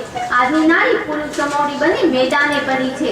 એક બાજુ નારીએ કરિયર વુમનનું બિરુદ મેળવ્યું છે તો બીજી બાજુ તેને હોમમેકરનો ખિતાબ મેળવ્યો છે. આજની નારી ઘણી રીતે સ્વતંત્ર છે. જો નારીને દરેક જગ્યાએ સ્વતંત્રપૂર્વક બહાર નીકળવા આપે તો આજે નારી પુરુષને પણ પગની તળે કચડે એવી રીતે પછાડે એવી નારી છે. આજની નારી જેવી તેવી નારી નથી. જો નારીને એક રીતે સ્વતંત્ર આપે તો નારી આજના સમયમાં નારીને રાતે બહાર પણ નથી નીકળવા દેતા. પણ જો આજની નારીને નીકળવા દે તો આજે જે આ નારી ઉપર જે અત્યાચારો થાય છે તે પણ થતા અટકી શકે છે. નારીની અંદર જે શક્તિ છે એ નારી રજૂ કરી શકે છે, પણ તેને રજૂ કરતા અટકાવવામાં આવે છે. આથી જ નારી પાછળ પડી રહી છે. નારી એક રીતે સંપૂર્ણ રીતે સ્વતંત્ર છે. આપણે માનીએ છીએ કે નારી સંપૂર્ણ છે, તો પછી એવું કેમ કહેવામાં આવે છે કે નારી સંપૂર્ણ રીતે સ્વતંત્ર નથી? પણ જો આપણે અંદરથી જ આપણા દિલને સવાલ પૂછે કે શું હું ખરેખર સ્વતંત્ર છું ખરી, તો આપણું દિલ જ આપણને ના પાડશે કે નહીં, હું સંપૂર્ણ રીતે સ્વતંત્ર નથી. નારીને જો સંપૂર્ણ સ્વતંત્રતા મેળવવી હોય તો આજે તે ગમે એટલી નારીને ના પાડવામાં આવે છતાં પણ જો નારી આગળ નીકળવું હોય તો તે પોતે ગમે એવી ના હોય છતાં પણ તે આગળ નીકળે તો આજે નારી એક કરેલું બિંદુ તો મેળવ્યું છે, પણ એથી પણ આગળ એક સાથ પ્રોત્સાહિત કાર્ય કરી શકે છે. નારી એટલે દેવતાનો વાસ કહેવામાં આવે છે. નારીને જે પોતાની આવડત છે તે રજૂ તો કરી જ છે, પણ આજના સમયમાં નારી કોઈ પોતાના નામે પણ રજૂ કરી શકે છે. નારી એક રીતે સ્વતંત્ર છે તો નારી બીજી રીતે સ્વતંત્ર નથી. અત્યારના સમયમાં નારી ઉપર ગેંગરેપ, છેડતી, અત્યાચારો જેવા અત્યાચારો થાય છે. આ અત્યાચારો ન થાય તે માટે આપણે પોતે જ જવાબદાર છીએ, અને આ અત્યાચારો રોકવા માટે અને એક નારીને પૂરતો ન્યાય મળી રહે તે માટે આપણે જવાબદાર છીએ. જેનો આથમ છે નહીં રે ઉજાસ, જેની રચનામાં નહીં રે કચાશ, જેની બાથાઓ 5-50, એવી નારી છે રત્નની ખાન, અસ્તુ. Number 34, Anusha Pillai, Sri Ramakrishna Institute of Computer Education and Applied Science. Respected sir, my dear friends and all who have sit on this auspicious day. Today my topic is all about my dream of India. Everybody has a definition for the dream, but today I like to start my topic by saying one quote by Dr. APJ Abdul Kalam. He once said, "Dream is not what you see in sleep. Dream is not what you see in sleep. Dream is which doesn't let you to sleep." Today I like to say that in India we can see the poverty. Poverty means what? That some doesn't have home to live, then some doesn't have food to eat. Who doesn't have a home to live suffers from a very painful life. They becomes a victim of the season, natural calamities, and sometimes it leads to accident also. And some who doesn't have food suffers from a very painful pain. The perfect word to describe about this painful pain can be a hunger. Sometimes not proper food getting can lead to malnutrition, and this malnutrition sometimes lead to disease, and sometimes it can also lead to fatal death. My dream is that every person should get these 3 basic needs. Every person should get home to live so that they can get a space to sleep or eat, and every person should get food so much that they can satisfy their hunger. But then only our India can lead one step ahead as a developed country. But for that person who have this basic need, for what their problem is gender discriminations, unemployment. That is their problem. If we go deep, the list gets increased. In April 1st, 2010, the right to education came into force. In this right, that every child should get free education. But it means that every child from age group of 6 to 14 should get free and compulsory education. But did it really getting them the free education that every child is educated? The answer is no. If we see some are also educated, but they doesn't get employment, they remains unemployment. My dream is that every child should be educated and every person should be employed. That means that they can satisfy their family's need. My dream is also that every village should have one government hospital and one government school, and the cost should be provided free by government. And my dream is also that every house should have an electricity. My dream is also that there should be no gender discrimination. We can see this type of gender discrimination in rural area, where the problem arises no girl child marriage, crimes against women injustice. That my dream is that women should be given equal rights and importance as we are giving to men. And they should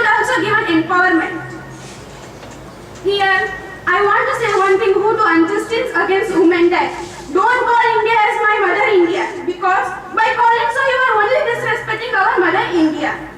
My dream is also that we should know the importance of hygiene and we should not litter anywhere. But this all a dream based on human only. But for what for our mother earth and what for the other children like animal and bird? My dream is also that at least don't do anyone that much that they have to lose their home. At last, these all are small dreams from our point of view. But when we say from their point of view, who suffered this will be a big dream from them. This is a point, this is the aim become aim to achieve this. Here, I would also like to say, my last dream is that my dream should be everybody's dream. The reason behind is that because this dream to be fulfilled is not possible by one person. Every person if come together only, this dream is possible to be fulfilled. This is possible to be fulfilled. I know it can't be possible now in the present time, but can't we try from ourselves? Can't we try effort? Then it will be lead in future. It is possible. Then only we can lead our India. We can become developed country in the field of economically, socially, or in scientific field. At last, I would like to end my speech by telling one proverb by our famous personality, Colin Powell. Listen this carefully. He said, "Dream can't become reality by magic. Dream can't become reality but magic. It needs sweet, hard work and determination. It needs sweet, hard work and determination." Thank you. Here I am. Number 35, Prapti Gohil, Sri Ramakrishna Institute of Computer Education and Applied Science. Respected judges, honorable faculties and all my fellow participants, very good morning to one and all. આજનો મારો વિષય છે, શું આજની આધુનિક નારી સ્વતંત્ર છે? Is today's modern woman independent? ખૂબ જ રસપ્રદ ચર્ચાનો વિષય છે, કારણ કે તમે જો કોઈ પુરુષને પૂછશો આ જ સવાલ તો એ કહેશે કદાચ હા, પરંતુ જેને આજના સમાજે આધુનિકા ગણાવી છે એને જ જો તમે આ સવાલ પૂછો તો ક્ષણભરનો વિચાર કર્યા વગર પણ એ તરત કહેશે ના. અને આ હું જાત અનુભવ પરથી કહું છું. આપણે એ સંસ્કૃતિમાંથી આવ્યા છીએ જ્યાં પ્રાચીન કાળથી કહેવાયું છે કે યત્ર નાર્યસ્તુ પૂજ્યન્તે રમન્તે તત્ર દેવતાઃ. આ ભાવનાથી આપણા ભારતે આખા વિશ્વમાં સાધ્વીઓ અને સંધારીઓનો એક જ્વલંત ઇતિહાસ પૂરો પાડ્યો છે. ગાર્ગી, લોપામુદ્રા આ બધાએ એ સમયમાં પણ સ્ત્રી સ્વાતંત્ર્યને દીપાવ્યું હતું. સ્ત્રી સન્માનના એ સુવર્ણ કાળ બાદ સ્ત્રીના ઉપભોગના એક અંધકારના સમયગાળામાંથી પસાર થઈને આજે આપણને મળી છે 21મી સદીની આધુનિક નારી. આપણે ખૂબ ગર્વથી કહીએ છીએ કે નારી આજે દરેકે દરેક ક્ષેત્રમાં પ્રગતિ સાધી છે. એ પુરુષ સમોવડી થઈને ઊભી છે. ગઈકાલની અબળા એ આજે તો એક અલગ જ સ્ત્રી બનીને પરિવર્તનનો એક પવન સમાજમાં લઈને આવી છે. પરંતુ શું આપણે તેની આ પ્રગતિ, તેની આ સફળતા, તેની આ સ્વતંત્રતાને પચાવવા માટે સક્ષમ બન્યા છે ખરા? અહીં સ્વતંત્રતાની ચર્ચા તો કરવી જ રહી. સ્વતંત્રતા એટલે શું? જો હું મારો મત રજૂ કરું તો સ્વતંત્રતા સ્વાભાવિક રીતે એ જ કે તમે તમારું જીવન તમારી મરજીથી જીવો. સ્વતંત્રતા ત્યાં આવે જ્યાં તમે તમારા વિચારો, તમારા મંતવ્યો, તમારી લાગણીઓને મુક્તપણે વ્યક્ત કરી શકો, એને સાંભળવા અને સમજવા માંગે. સ્વતંત્રતા એ જ્યાં તમે સવાલ પૂછી શકો અને એ સવાલનો તમને સંતોષકારક જવાબ મળે. સ્વતંત્રતા એ જ્યાં તમે અયોગ્ય વાતનો વિરોધ કરી શકો. અને આધુનિકતા એટલે શું? કોને કહેશો તમે આધુનિક? નવીન, કંઈક સક્ષમ, કંઈક નવું. આધુનિકતાનું માપદંડ શું? નવા વસ્ત્ર પરિધાન, આધુનિક વિચાર, આધુનિક આચાર. તમે જ કહો, જે હું બોલી એ વ્યાખ્યાઓમાં આજની આધુનિક નારી બંધ બેસતી છે? તમે કહેશો હા, આજની યુવતીઓ જેટલું ઈચ્છે એટલું ભણે છે, મનગમતા વસ્ત્રો પહેરીને મિત્રો સાથે લેટ નાઇટ પાર્ટીઝમાં પણ જાય છે, જે ફિલ્ડમાં કરિયર બનાવવું હોય એ ફિલ્ડમાં કરિયર પણ બનાવે છે. પરંતુ શું આ બધું એને સહેલાઈથી મળે છે ખરું? શું એને દરેકે દરેક ડગલે ને પગલે પોતાની જાતને સાબિત નથી કરવી પડતી? અને એ બધામાં પણ ગમે તેટલી આગળ સુધી ભણે, સાઇડ બાય સાઇડ એના કુકિંગ એબિલિટીના ક્લાસીસ તો ચાલતા જ હોય છે. કેમ? કારણ કે આગળ જઈને એને એ જ કરવાનું છે. પછી ભલે મલ્ટીનેશનલ કંપનીની CEO પણ કેમ ન બની જાય. આજની આધુનિક નારી સદ્ધર થવા માટે નોકરી કરવા માંગે છે, પરંતુ સૌથી પહેલા એને કાં તો ઘરના સભ્ય કાં તો પતિ પરમેશ્વરની પરમિશન લેવી પડે. અને એ કમાણી કરીને લાવતી નારીના પૈસાનો વહીવટ કોણ કરે? ક્યાં તો એના પિતા, ક્યાં તો એનો પતિ. કમાણી કરીને પૈસા લાવતી સ્ત્રીને એના પૈસાની ગોઠવણની સમજ નથી, કારણ કે આપણો સમાજ, ખાસ કરીને ગુજરાતી સમાજ, નારીએ પોતાના નિર્ણયો જાતે કરવા એ વાત શીખી શક્યો જ નથી. આજે પણ એવું જ માનવામાં આવે છે કે નારીનું અંગત સ્વાતંત્ર્ય એના આર્થિક સ્વાતંત્ર્ય કરતા અલગ જ છે.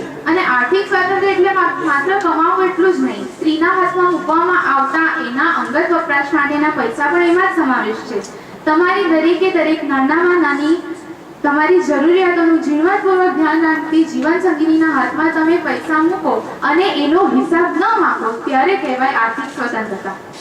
આપણા કોર્પોરેટ જગતમાં એક વર્ડ છે, એક ટર્મ છે, એ છે ગ્લાસ સીલિંગ. કેમ આ ટર્મ ફક્ત સ્ત્રીઓને જ લાગુ પડે છે? કેમ આજે ઉચ્ચ હોદ્દા પર બેસેલી સ્ત્રીઓની સંખ્યા આંગળીના વેઢે ગણાય એટલી જ છે? વુમન આંત્રપ્રિન્યોરના નામ આપવાનું કહેવામાં આવે તો કેમ તમારા માઇન્ડમાં ફક્ત 4 કે 5 જ નામો આવીને ઊભા રહે છે? કોર્પોરેટ જગતની વાત જવા દો, આપણે ફિલ્મોની વાત કરો જેની આપણા સમાજ પર સૌથી ઘેરી અસર છે. કેમ આજે પણ ડાયરેક્ટર્સ મહિલા કેન્દ્રિત ફિલ્મો બનાવતા ડરે છે? 100 કરોડ ક્લબ કેમ સલમાનના જ નામે ચાલે છે? આધુનિકતાના નામે આપણે યુવતીઓને વધુને વધુ ગુલામ બનાવી રહ્યા છે. સંસ્કૃતમાં એક શ્લોક છે, કાર્યેષુ મંત્રી કર્મેષુ દાસી ભોજ્યેષુ માતા અને શયનેષુ રંભા. આપણી માનસિકતા આજે પણ આ જ છે અને એ માનસિકતામાંથી આપણે બહાર નથી આવી શક્યા. આજે આપણને બહુ એવી જોઈએ છે જે 80 કિલોમીટરની સ્પીડ પર ગાડી પણ ચલાવી શકે, ગરમા ગરમ ફુલકા રોટલીઓ પણ બનાવે અને ઘરનું માળિયું પણ સાફ રાખે. ઇવન પેપ્સિકો કંપનીની ચેરમેન ઇન્દ્રા નુઈએ પણ આ જ વસ્તુ એની જીવનમાં ફેસ કરી છે અને આ છે આજની સ્ત્રીનો સૌથી મોટો ડાયલેમા, ઘર સંભાળવું કે ઓફિસ. સ્ત્રીઓ એક વર્ડ ઓબ્વિયસ એનો નેચર ખૂબ લાગણીવશ હોય છે. એ ગમે તેટલું લોજિકલી વિચારી શકે એ વધશે તો ઇમોશનલી જ. અને આ લાગણીઓને લીધે સ્ત્રીનું સ્ત્રીત્વ એના માતૃત્વ અને પતિત્વથી અલગ રહી શક્યું નથી. અને હું અંતે એટલું જ કહીશ કે સ્ત્રીની રુજુતા એ વીજ પાડીને ઉગતા પીપળા જેવી છે. એક નાનકડા બીજમાં એક સિમેન્ટ અને પથ્થરોને ફાડી નાખવાની શક્તિ છે, પણ એના જ પાંદડાને તમે સહેલાઈથી તોડીને મચવી શકો. અને એટલે જ સ્ત્રી આજે સ્વતંત્ર બની છે, પરંતુ એ હજુ પણ એની લાગણીઓની માનસિકતામાં જકડાયેલી છે. હવે આ વસ્તુ સ્ત્રીના માટે ફાયદાકારક છે કે નુકસાનકારક એ આપણે હજુ નિર્ણય લેવાનો બાકી છે. Number 36. ફેસબુકમાં ફસાયેલો, વોટ્સઅપના મોબાઈલમાં અટવાયેલો અને હાઈક પર હાઈક કરતો આજના માનવીને ક્યાંથી ખબર હોય કે શિક્ષણનું મૂલ્ય શું છે? મિત્રો, મારો આજનો વિષય પણ એ છે કે મૂલ્યલક્ષી શિક્ષણ. અજ્ઞાન અને દમનમાંથી મુક્તિ અપાવે એ શિક્ષણ. દમન શિક્ષણનો સભ્ય અને સુસંસ્કૃત બનાવવાનું માધ્યમ એટલે શિક્ષણ. ખબર ન પડે અને વિદ્યાર્થી બની જાય એટલે શિક્ષણ. પરંતુ શિક્ષણનો મૂળ ઉદ્દેશ તો એ જ છે કે કુળ વિકાસ. તેના માટે આવશ્યકતા છે ઉદ્યોગશીલતાની, ચારિત્ર્યવાનની, વિજ્ઞાનની, સેવા વૃત્તિની. આની જો ઉપેક્ષા થાય તો શિક્ષણ પૂરું ન થાય. એટલા માટે ભવિષ્યની પેઢીઓ સાથે તાલ મેળવવા અને આવી રહેલા પરિવર્તનો સામે સજ્જ થઈ રહેવા માટે આજે શિક્ષણની જરૂર છે. આજે શિક્ષણ વગર આગળ વધી શકાતું નથી. આજના સમયમાં શિક્ષણ એક અનિવાર્ય ઘટક બની ગયું છે, જેના કારણે લોકોમાં ઘસારો જોવા મળે છે. શિક્ષણ કોલેજોમાં, શાળાઓમાં ભરપૂર વિદ્યાર્થીઓ જોવા મળે છે. આજના શિક્ષણ પ્રત્યે જોઈએ તો આજના શિક્ષણ વગર એક ડગલું પણ આગળ વધી શકાતું નથી. પછી તે ઘર હોય, રાષ્ટ્ર હોય, સમાજ હોય કે પછી વિશ્વ હોય, શિક્ષણ વિનાનો માનવી એ પશુ તુલ્ય સમાન છે. શિક્ષણ વિના મૂડી મળી રહેશે, પરંતુ સંસ્કાર અને સભ્યતા નહીં મળે. આજના શિક્ષણની જો વાત કરીએ તો આજના શિક્ષણથી કોઈને સમાધાન નથી, કોઈને સંતોષ નથી કે આજનું શિક્ષણ બરાબર છે. બધા એમ જ કહે છે કે આજનું શિક્ષણ બરાબર નથી. એટલે તો કહેવાયું છે કે કેટલાય કમિશનો બેઠા અને સારી ભલામણો થઈ. કેટલાય કમિશનો બેઠા અને સારી ભલામણો થઈ. એક્શન પ્રોગ્રામે થયા, પણ તોય દશા તેની તે જ રહી. આજે પ્રાથમિક શિક્ષણ સ્વતંત્ર આબોહવામાં ઉછળતું નથી, પરંતુ તે જોઈએ પ્રાથમિક શિક્ષણ સ્વતંત્ર આબોહવામાં ઉછળવું જોઈએ. નાગરિક ઘડતરના પાયાઓ શીખવવા જોઈએ, પરંતુ તેના તરફ પણ આજે દુર્લક્ષ સેવાય છે. રાષ્ટ્રીય બંધુતા, પ્રેમ, એકતા, લાગણી, સંભાવ, ધર્મનિરપેક્ષતા આ બધાના પાઠો શીખવવા, કાર્યક્રમો કરવા, એના માટે હુંફાળું વાતાવરણ ઊભું કરવું એ આજે આપણને સમાજમાં જોવું મળતું નથી અને એના કારણે આજે શિક્ષણ એ ખાઈમાં ઢકેલાતું જઈ રહ્યું છે. આજનું માનવી એટલો બધો ઉત્કૃષ્ટ છે, આજનો માનવી એટલો બધો આગળ છે કે મારે શિક્ષણ મેળવવું જરૂરી છે, પરંતુ શિક્ષણ એને શિક્ષણનું મહત્વ જ ખબર નથી, શિક્ષણનો અર્થ જ ખબર નથી, તો પછી તેને શિક્ષણ ક્યાંથી મળે?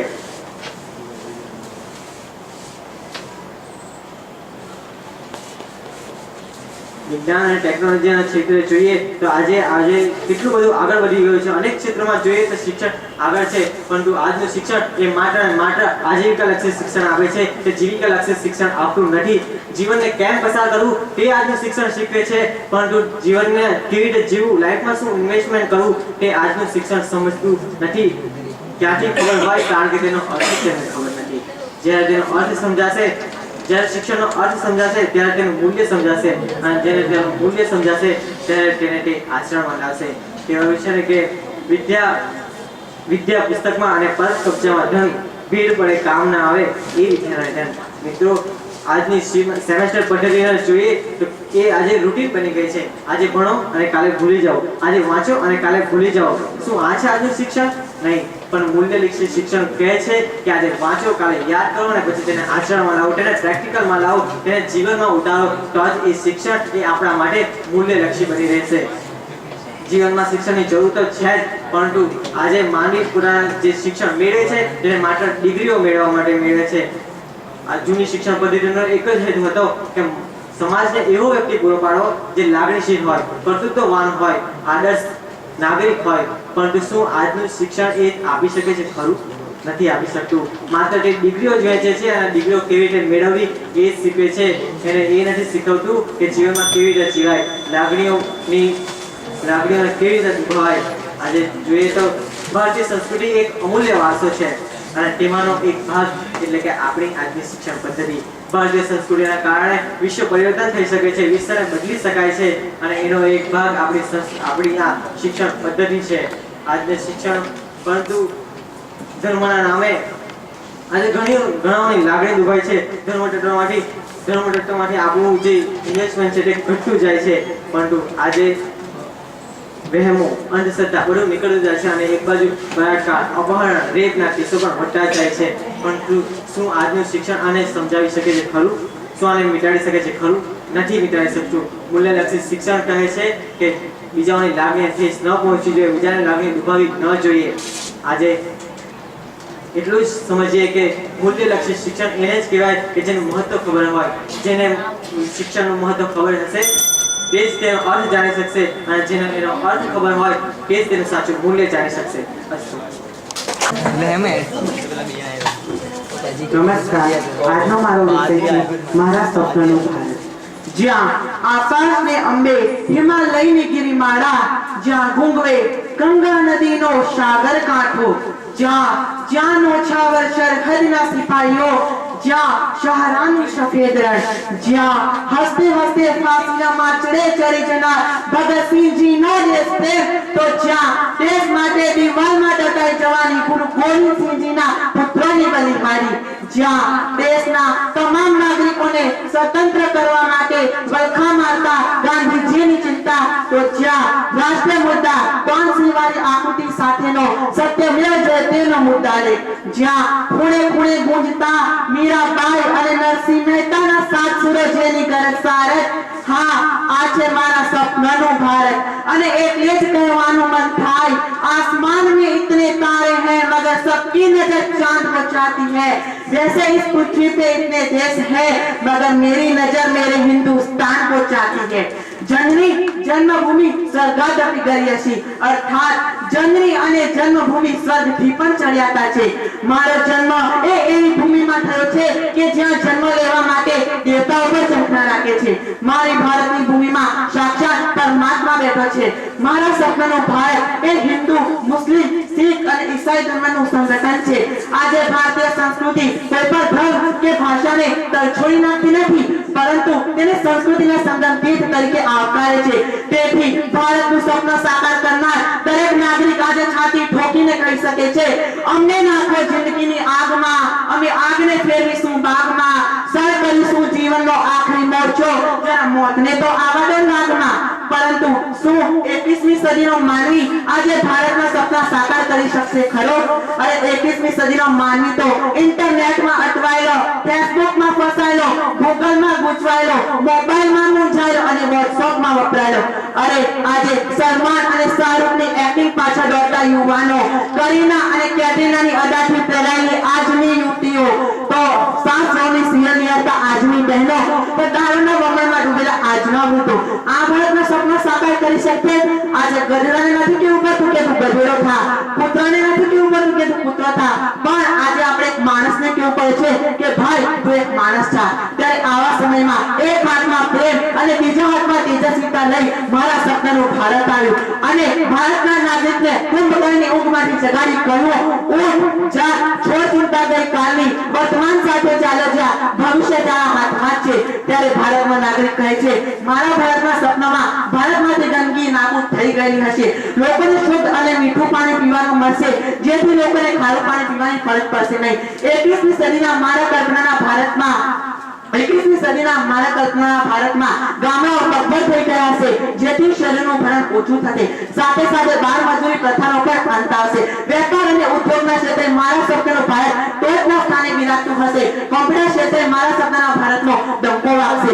રમત ક્ષેત્રે પણ મારા સપનાનું ભારત આગળ વધતું હશે. ક્રિકેટમાં ભારતે પ્રગતિ મેળવેલી જ છે, પરંતુ બીજી બાજુ ઓલિમ્પિક રમતોમાં પણ મારા સપનાનું ભારત સુવર્ણ અને રજત ચંદ્રકોના ઢગલા મેળવતું થઈ જશે. મારા સપનાના ભારતમાં નાતી અને જાતિ વચ્ચેના જાતિ અને ધર્મ વચ્ચેના સપનાઓ સાધી શકાશે. મારા સપનાના ભારતમાં ગરીબી, બેકારી, ભૂખમરો, બાળ હત્યા, ભ્રૂણ હત્યા વગેરે નાબૂદ કરી શકાશે. પરંતુ આ બધું શું? ચાર પાયાવાળી પલંગ પર આયા પડતું શું સપના જોવા જેવું છે? અરે નહીં. તે માટે કરેંગે યા મરેંગે નું ગાંધીજીનું સૂત્ર તો જય જવાન જય કિસાન સુભાષચંદ્ર બોઝનું સૂત્ર તે આપણે વિકસાવવું પડશે. આપણા જીવનમાં પ્રેમ, સહિષ્ણુતા, ધગસ લાવવી પડશે, તો જ આપણે ભારતના સપના સાકાર કરી શકશું. આજે જો એક વ્યક્તિનું સપનું સાકાર થશે તો એક ગામનું સપનું સાકાર થશે, એક ગામનું સપનું સાકાર થશે તો એક તાલુકાનું સપનું સાકાર થશે, એક તાલુકાનું સપનું સાકાર થશે તો એક જિલ્લાનું સપનું સાકાર થશે, એક જિલ્લાનું સપનું સાકાર થશે તો એક રાજ્યનું સપનું સાકાર થશે, અને જો એક રાજ્યનું સપનું સાકાર થશે તો એક દેશનું સપનું સાકાર થશે. અને એવું થશે તો આપણે ભારત દેશનું નામ ખૂણે ખૂણે ગુંજતું થશે અને એશિયા ખંડના કાદરમાં એક કમર ખીલું ગણાશે. અંતે હું એટલું જ કહીશ, आजादी की कभी शाम नहीं होने देंगे, शहीदों की कुर्बानी बदनाम नहीं होने देंगे. आजादी की कभी शाम नहीं होने देंगे, शहीदों की कुर्बानी बदनाम नहीं होने देंगे. बची हो जो बूंद एक भी गर्म लहू की, अरे बची हो जो बूंद एक भी गर्म लहू की, कसम भारत माँ की, तब तक भारत का सपना नीलाम नहीं होने देंगे, तब तक भारत का सपना नीलाम नहीं होने देंगे, तब तक भारत का सपना नीलाम नहीं होने देंगे. अफसोस. जय हिंद, जय हिंद.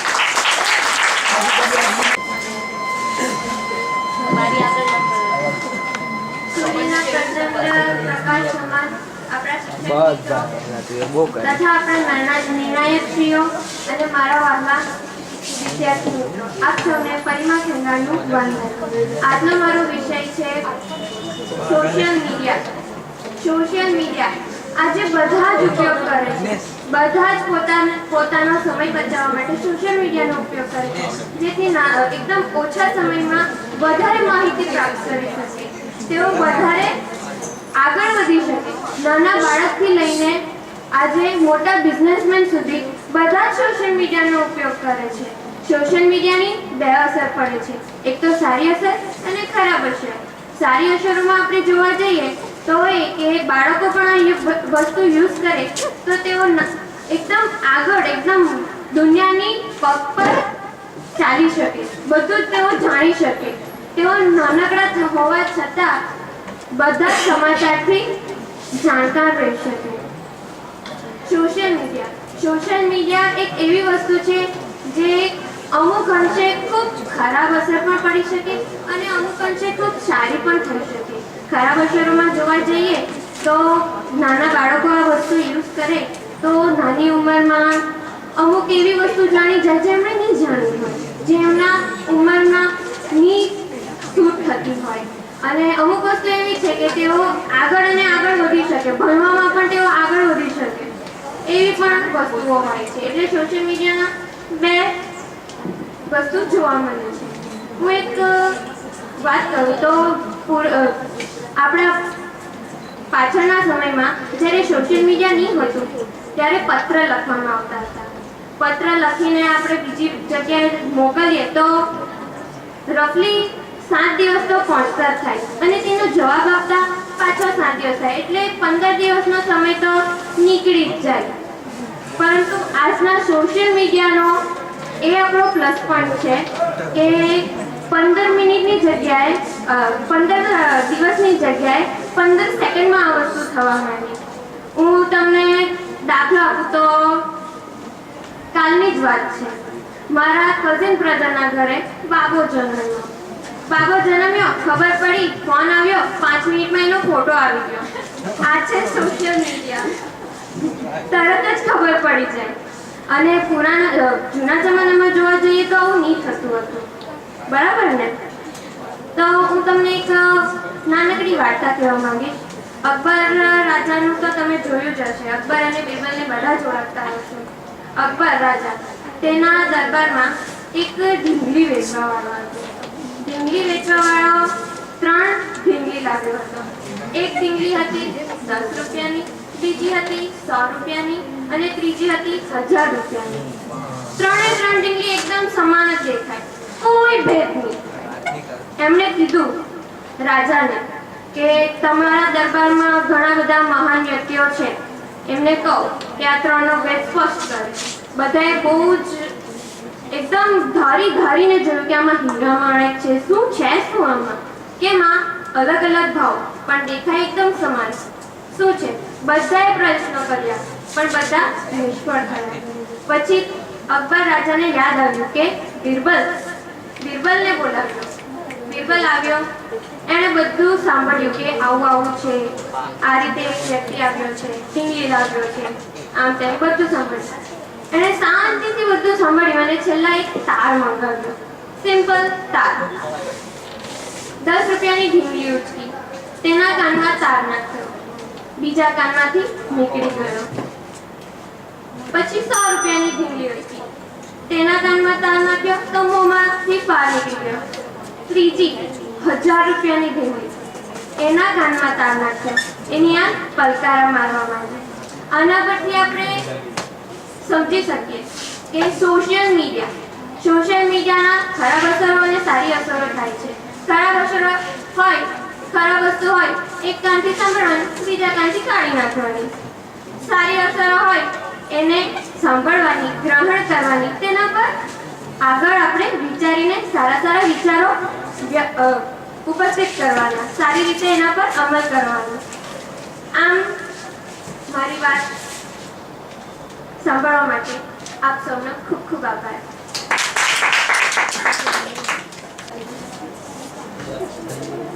કહેવાય છે કે આપણે જ્યારે પણ દિવસમાં કોઈને પહેલી વાર મળીએ ને તેમને ગુડ મોર્નિંગ વિશ કરીએ છીએ. અત્યારે તો આફ્ટરનૂન થઈ ગઈ, છતાં પણ હું તમને ગુડ મોર્નિંગ જ કહીશ. તો મારો આજનો વિષય છે કે શું આજની નારી સ્વતંત્ર છે ખરી? હમણાં જ 15મી ઓગસ્ટમાં આપણે સ્વતંત્રતા દિવસ મનાવ્યો. નરેન્દ્ર મોદી એના પર ખૂબ સારું ભાષણ પણ આપ્યું અને આપણે સાંભળ્યું પણ હશે, ઘણાએ સાંભળ્યું હશે અને કદાચ કોઈએ ના પણ સાંભળ્યું હોય.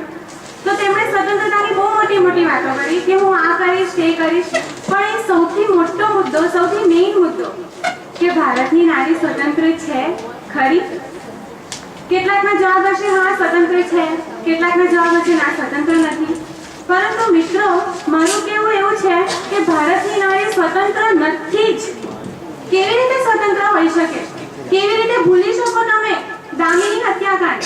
કેવી રીતે ભૂલી શકો તમે નિર્ભયા હત્યાકાંડ? શું એ સ્વતંત્રતાની નિશાની છે? આવી સ્વતંત્રતા હોય તો આવી સ્વતંત્રતા નથી જોઈતી અમને. કેમ કોઈ છોકરી રસ્તા પર ચાલી નથી શકતી એકલી? કેમ એ ડરે છે કે હું બહાર નીકળીશ, હું આવા કપડાં પહેરીશ, હું આ પહેરીશ તો કોઈ જોશે અને હસશે મારી પર, કે કોઈ છોકરો સીટી વગાડતો પાછળ આવશે? શું આ સ્વતંત્રતા છે? કહો મિત્રો કે તમે આને સ્વતંત્રતા કહેશો? આવી સ્વતંત્રતાની શું આપણને જરૂર છે અત્યારે? ના, આવી સ્વતંત્રતા નથી જોઈતી. શું કામની આવી સ્વતંત્રતા? હા, હું માનું છું કે આજના સમયગાળામાં પુરુષોના જોડે કદમથી કદમ મિલાવીને સ્ત્રીઓ ચાલે છે. સ્ત્રીઓ પોતાના કાર્યને સિદ્ધ કરી શકે છે. અત્યારે ઉપસ્થિત આ હોલમાં પુરુષ કરતા સ્ત્રીઓ વધુ છે, દેખાઈ આવે છે. કેમ? કારણ કે નારી સ્વતંત્ર છે. પણ શું સ્વતંત્રતાનો અર્થ આટલો જ કે પોતાના નિર્ભયતાથી જીવન જીવી શકે? આજકાલની સ્ત્રીઓ આ કામ કરી શકે છે? ના. કેમ નથી કરી શકતી? એનો પ્રશ્ન એક સૌથી મોટો પ્રશ્ન છે અને એના પર નરેન્દ્ર મોદીએ વિચાર કરવો જોઈએ. આજની નારીઓ ખૂબ જ આગળ વધી રહી છે. હું માનું છું કે આજની નારીઓ દરેક કાર્ય સારી રીતે કરી શકે છે, ખૂબ જ સરસ રીતે કરી શકે છે, પુરુષો કરતા વધુ સારી રીતે આગળ વધી શકે છે. પણ શું આટલું પૂરતું છે? તમને એવું નથી લાગતું કે કદાચ કંઈક આગળ હજુ થવું જોઈએ? કંઈક આગળ. પુરુષો એકલા રસ્તા પર ચાલે તેમને કોઈ જાતની બીક નથી રહેતી કે મને કોઈ છોકરી છેડશે. કોઈ છોકરી છેડે? અફકોર્સ નહીં છેડે. પણ છોકરીઓને કેમ એવી બીક કે હું રસ્તા પર ચાલીશ મને કોઈ છોકરો છેડશે? આવી તો સ્વતંત્રતા ન હોવી જોઈએ ને મિત્રો. આવી સ્વતંત્રતાની અમે જરૂર જ નથી. અમે અમારું રક્ષણ નથી કરી શકતા. કેમ નથી કરી શકતા? આજકાલનો સમય એવો છે કે આપણે કોઈ ગામડામાં જઈએ, આપણે અત્યારે શહેરમાં છે એટલે અહીંયા બધી શિક્ષિત છોકરીઓ છે, શિક્ષિત છે બધા, પણ ગામડામાં જઈએ ને તો હજુ પણ સ્ત્રીઓને શિક્ષણ નથી મળતું. હજુ પણ તેઓ પોતાના જાત પર સશક્ત નથી. હજુ પણ સ્ત્રી અને પુરુષો વચ્ચે ભેદભાવ રાખવામાં આવે છે. હજુ પણ જાણ થાય ને કે ગર્ભમાં છોકરી છે તો એને મારી નાખવામાં આવે છે. આ સ્વતંત્રતા છે. 21મી સદીની આ સ્વતંત્રતા છે. આવી સ્વતંત્રતાની અમને જરૂર છે ખરી? ના, નથી. કેમ નથી? કેમ આપણે એવું વિચારતા નથી કે કેમ સ્ત્રી સ્વતંત્ર નથી? કેમ નથી સ્ત્રી સ્વતંત્ર? કેમ ભારત દેશ પુરુષ પ્રધાન દેશ છે? કેમ એને સ્ત્રી પ્રધાન નથી કહેતા? ભારત દેશમાં કહેવાય છે કે નારી તું નારાયણી. નારી અને નારાયણનું સ્વરૂપ આપવામાં આવ્યું છે. ભારતમાં નારીને દેવી ગણે છે. મિત્રો, દેવી. ઓફકોર્સ આપણે કોઈ દિવસ દેવીનું અપમાન નહીં કરીએ, તો સ્ત્રીનું અપમાન કેમ? કેમ રસ્તા પર ચાલતી સ્ત્રીને છેડીએ છીએ આપણે? અમે નહીં, છોકરાઓ કેમ છેડે છે? એટલે આ વસ્તુ ખૂબ જ શરમજનક છે ને ખૂબ જ શરમજનક છે કે રસ્તા પર ચાલતી સ્ત્રીઓને કેમ છેડે છે એ લોકો. હવે હું તો એટલું કહેવા માંગુ કે ખરા અર્થમાં સ્વતંત્રતા ત્યારે મળશે જ્યારે કોઈની બહેન, કોઈની માતા, કોઈની છોકરી, કોઈની વહુ જ્યારે મધરાત્રિ સુધી પોતાના નોકરી પરથી ઘરે નહીં આવે ને ત્યારે એમના કુટુંબીજનોને એમની ચિંતા ન થાય. આ જે દિવસે બનશે ને મિત્રો, તે દિવસની ખરી સ્વતંત્રતા. તે દિવસે હું માનીશ કે મારો દેશ આઝાદ થયો છે અને આ ખરી સ્વતંત્રતા મહિલાઓને મળી છે. ને તે દિવસે નારી તું સબ પે ભારી, નારી તું સબ પે ભારી આવો નારો સિદ્ધ થશે અને ત્યારે જ મારો ભારત દેશ આઝાદ થશે અને ત્યારે જ સ્ત્રીઓ પણ આઝાદ થશે. આજકાલના જમાનામાં બધી સ્ત્રીઓ પર માનસિક ઉત્પીડન થાય છે. આ બધું કરવા માટેના કાયદાઓ તો ઘણા બન્યા, પણ એનો અમલ કેમ થાય છે? કોઈએ જોયું છે એનો અમલ થતા? આજ પણ સ્ત્રીને ઘરમાં બોલવાનો અધિકાર નથી. એના પર માનસિક ઉત્પીડન, શારીરિક વેદના એને કેટલી સહન કરવી પડે છે. આ બધું જ પરતંત્રતા છે મિત્રો. આ બધી જ પરતંત્રતા છે. બસ આટલું જ કહીને હું મારી વાણીને વિરામ આપું છું અને દરેક જણથી હું એવી આશા રાખું છું કે હવે દરેક છોકરીને લોકો સન્માનની નજરે જોવે અને તેમનું આદર કરે. અસ્તુ. Number 40.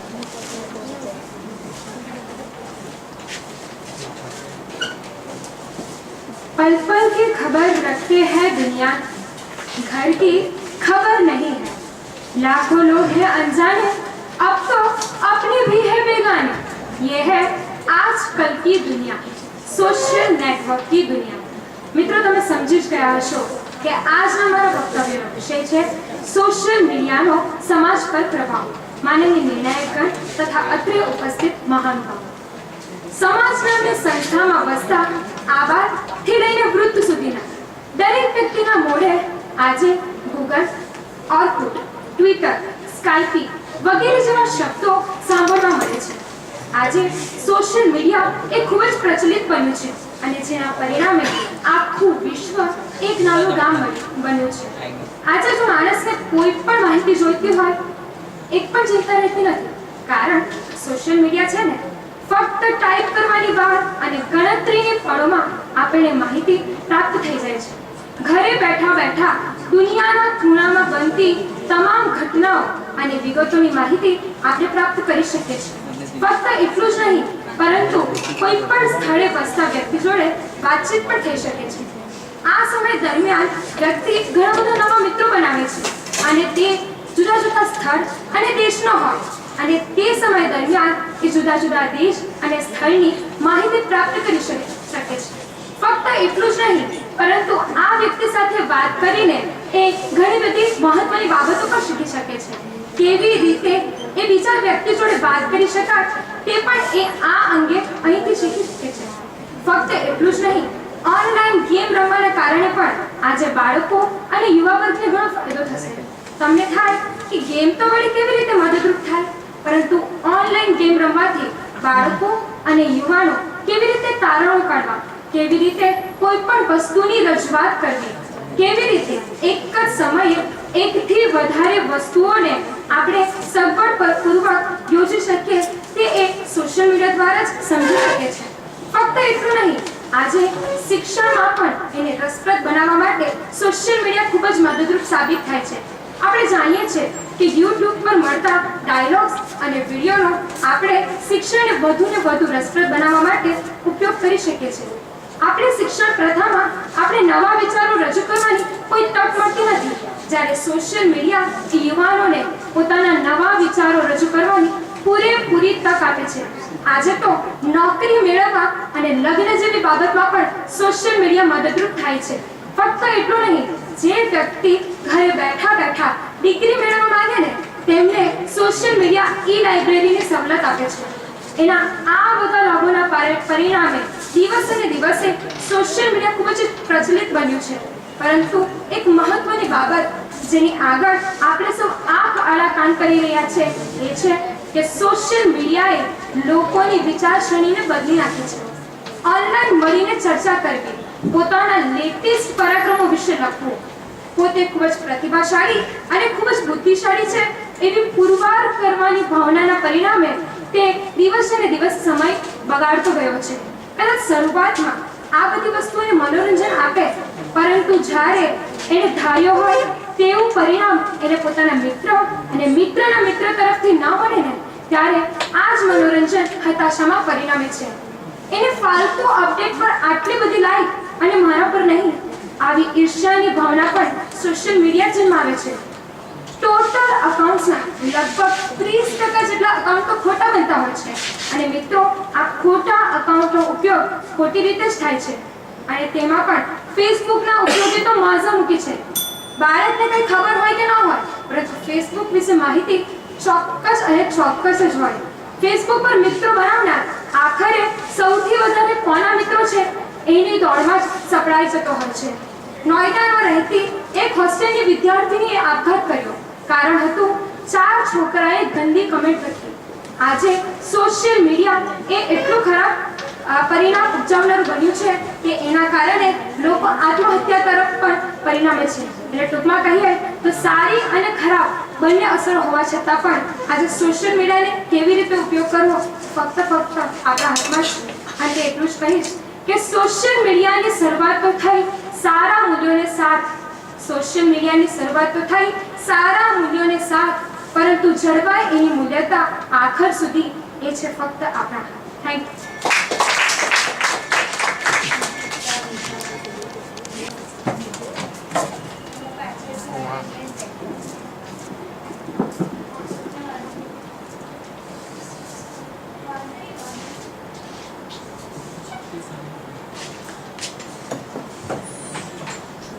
નમસ્કાર, મારું નામ પંચાલ કાર્તિક કુમાર અરવિંદભાઈ.